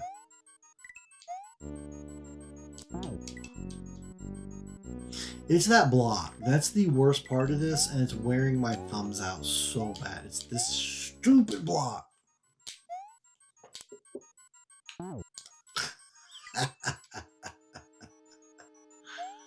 Oh, thank you guys for sticking around and watching me fail way too many times. Life's all about failure, you guys. But sometimes you just learn to fail upwards. You know, you'll be all right.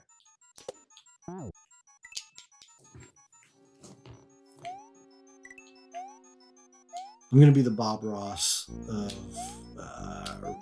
video gaming. Just give you nice little like happy bits of life, right? Like just sprinkle it in there a little bit. And we're gonna paint some happy trees. That's okay. It's okay to have happy trees in your painting. It's okay to have a happy Bowser in your Mario game.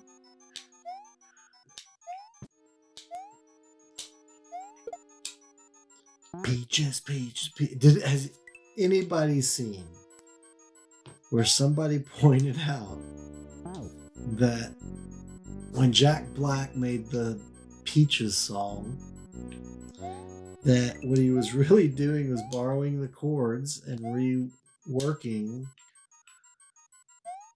Rick Astley's Never Gonna Give You Up. If you have not if you've not seen this, you're welcome that your mind has just been blown. But peaches, peaches, peaches, peaches, peaches, peaches, peaches, like that, if you break it down, is actually never gonna give you up, never gonna make you cry. Like it's that song. So you're welcome. The more you know.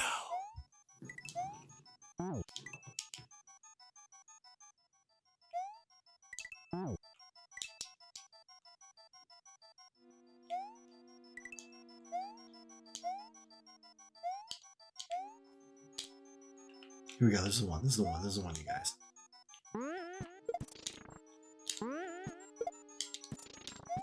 Ah! I almost thought it was still going to be the one, even with those trip ups. Ah!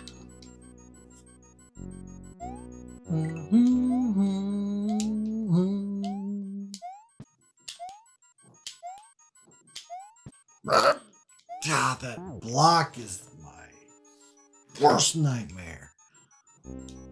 Seriously, when you look at this and you see me playing it, it probably looks like that's not even that big a deal. But grabbing this stupid block, you really have to reach Mario at his height.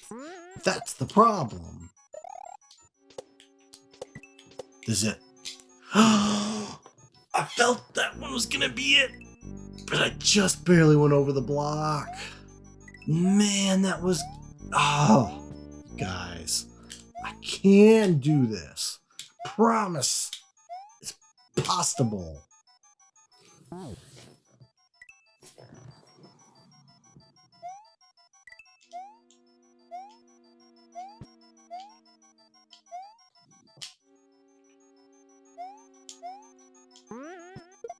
we go. What are you doing, Mario? Yeah. Man, you have a little extra time if you fall behind to like catch up. Oh. Of course. Of course.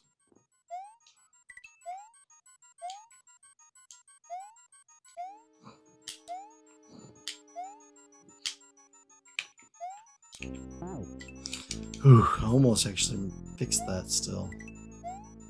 I almost still made that work.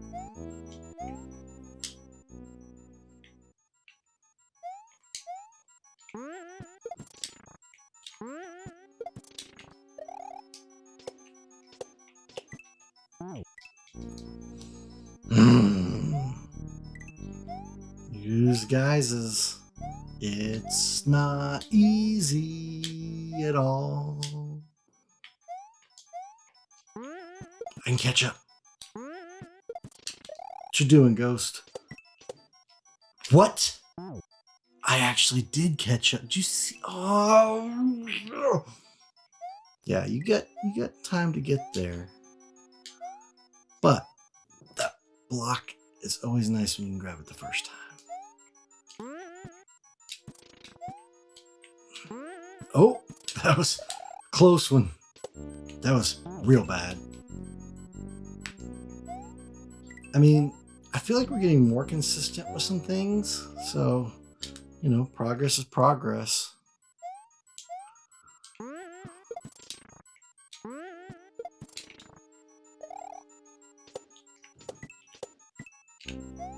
You guys. You guys. Oh my God. Look at what we've done. Tower of Power. I think I mentioned the Tower of Power in this video, but that was a Sega Genesis conglomeration of console attachments. In that case. In this case, it will be the death of me many times. However, guys, I think I'm kind of at the end. I think I'm tapped out. We did it. We beat the stupid ghost house. I don't think we can do the Tower of Power this episode, guys. That's a long video. Probably the longest video I've ever done. So, yeah, we did 5 very difficult, for me, difficult levels. And that's going to make us better at Mario, Kaizo, Ninjas stuff. So, thanks for watching all the way through this. Like, seriously amazing. Let me know down below what I should be checking out next. Yeah, if you haven't subscribed by now, I'm not even gonna ask. You watched all this way. You are the real winner of the internet, and that's why I'm never gonna let you down. But I do have to say goodbye. Later, guys.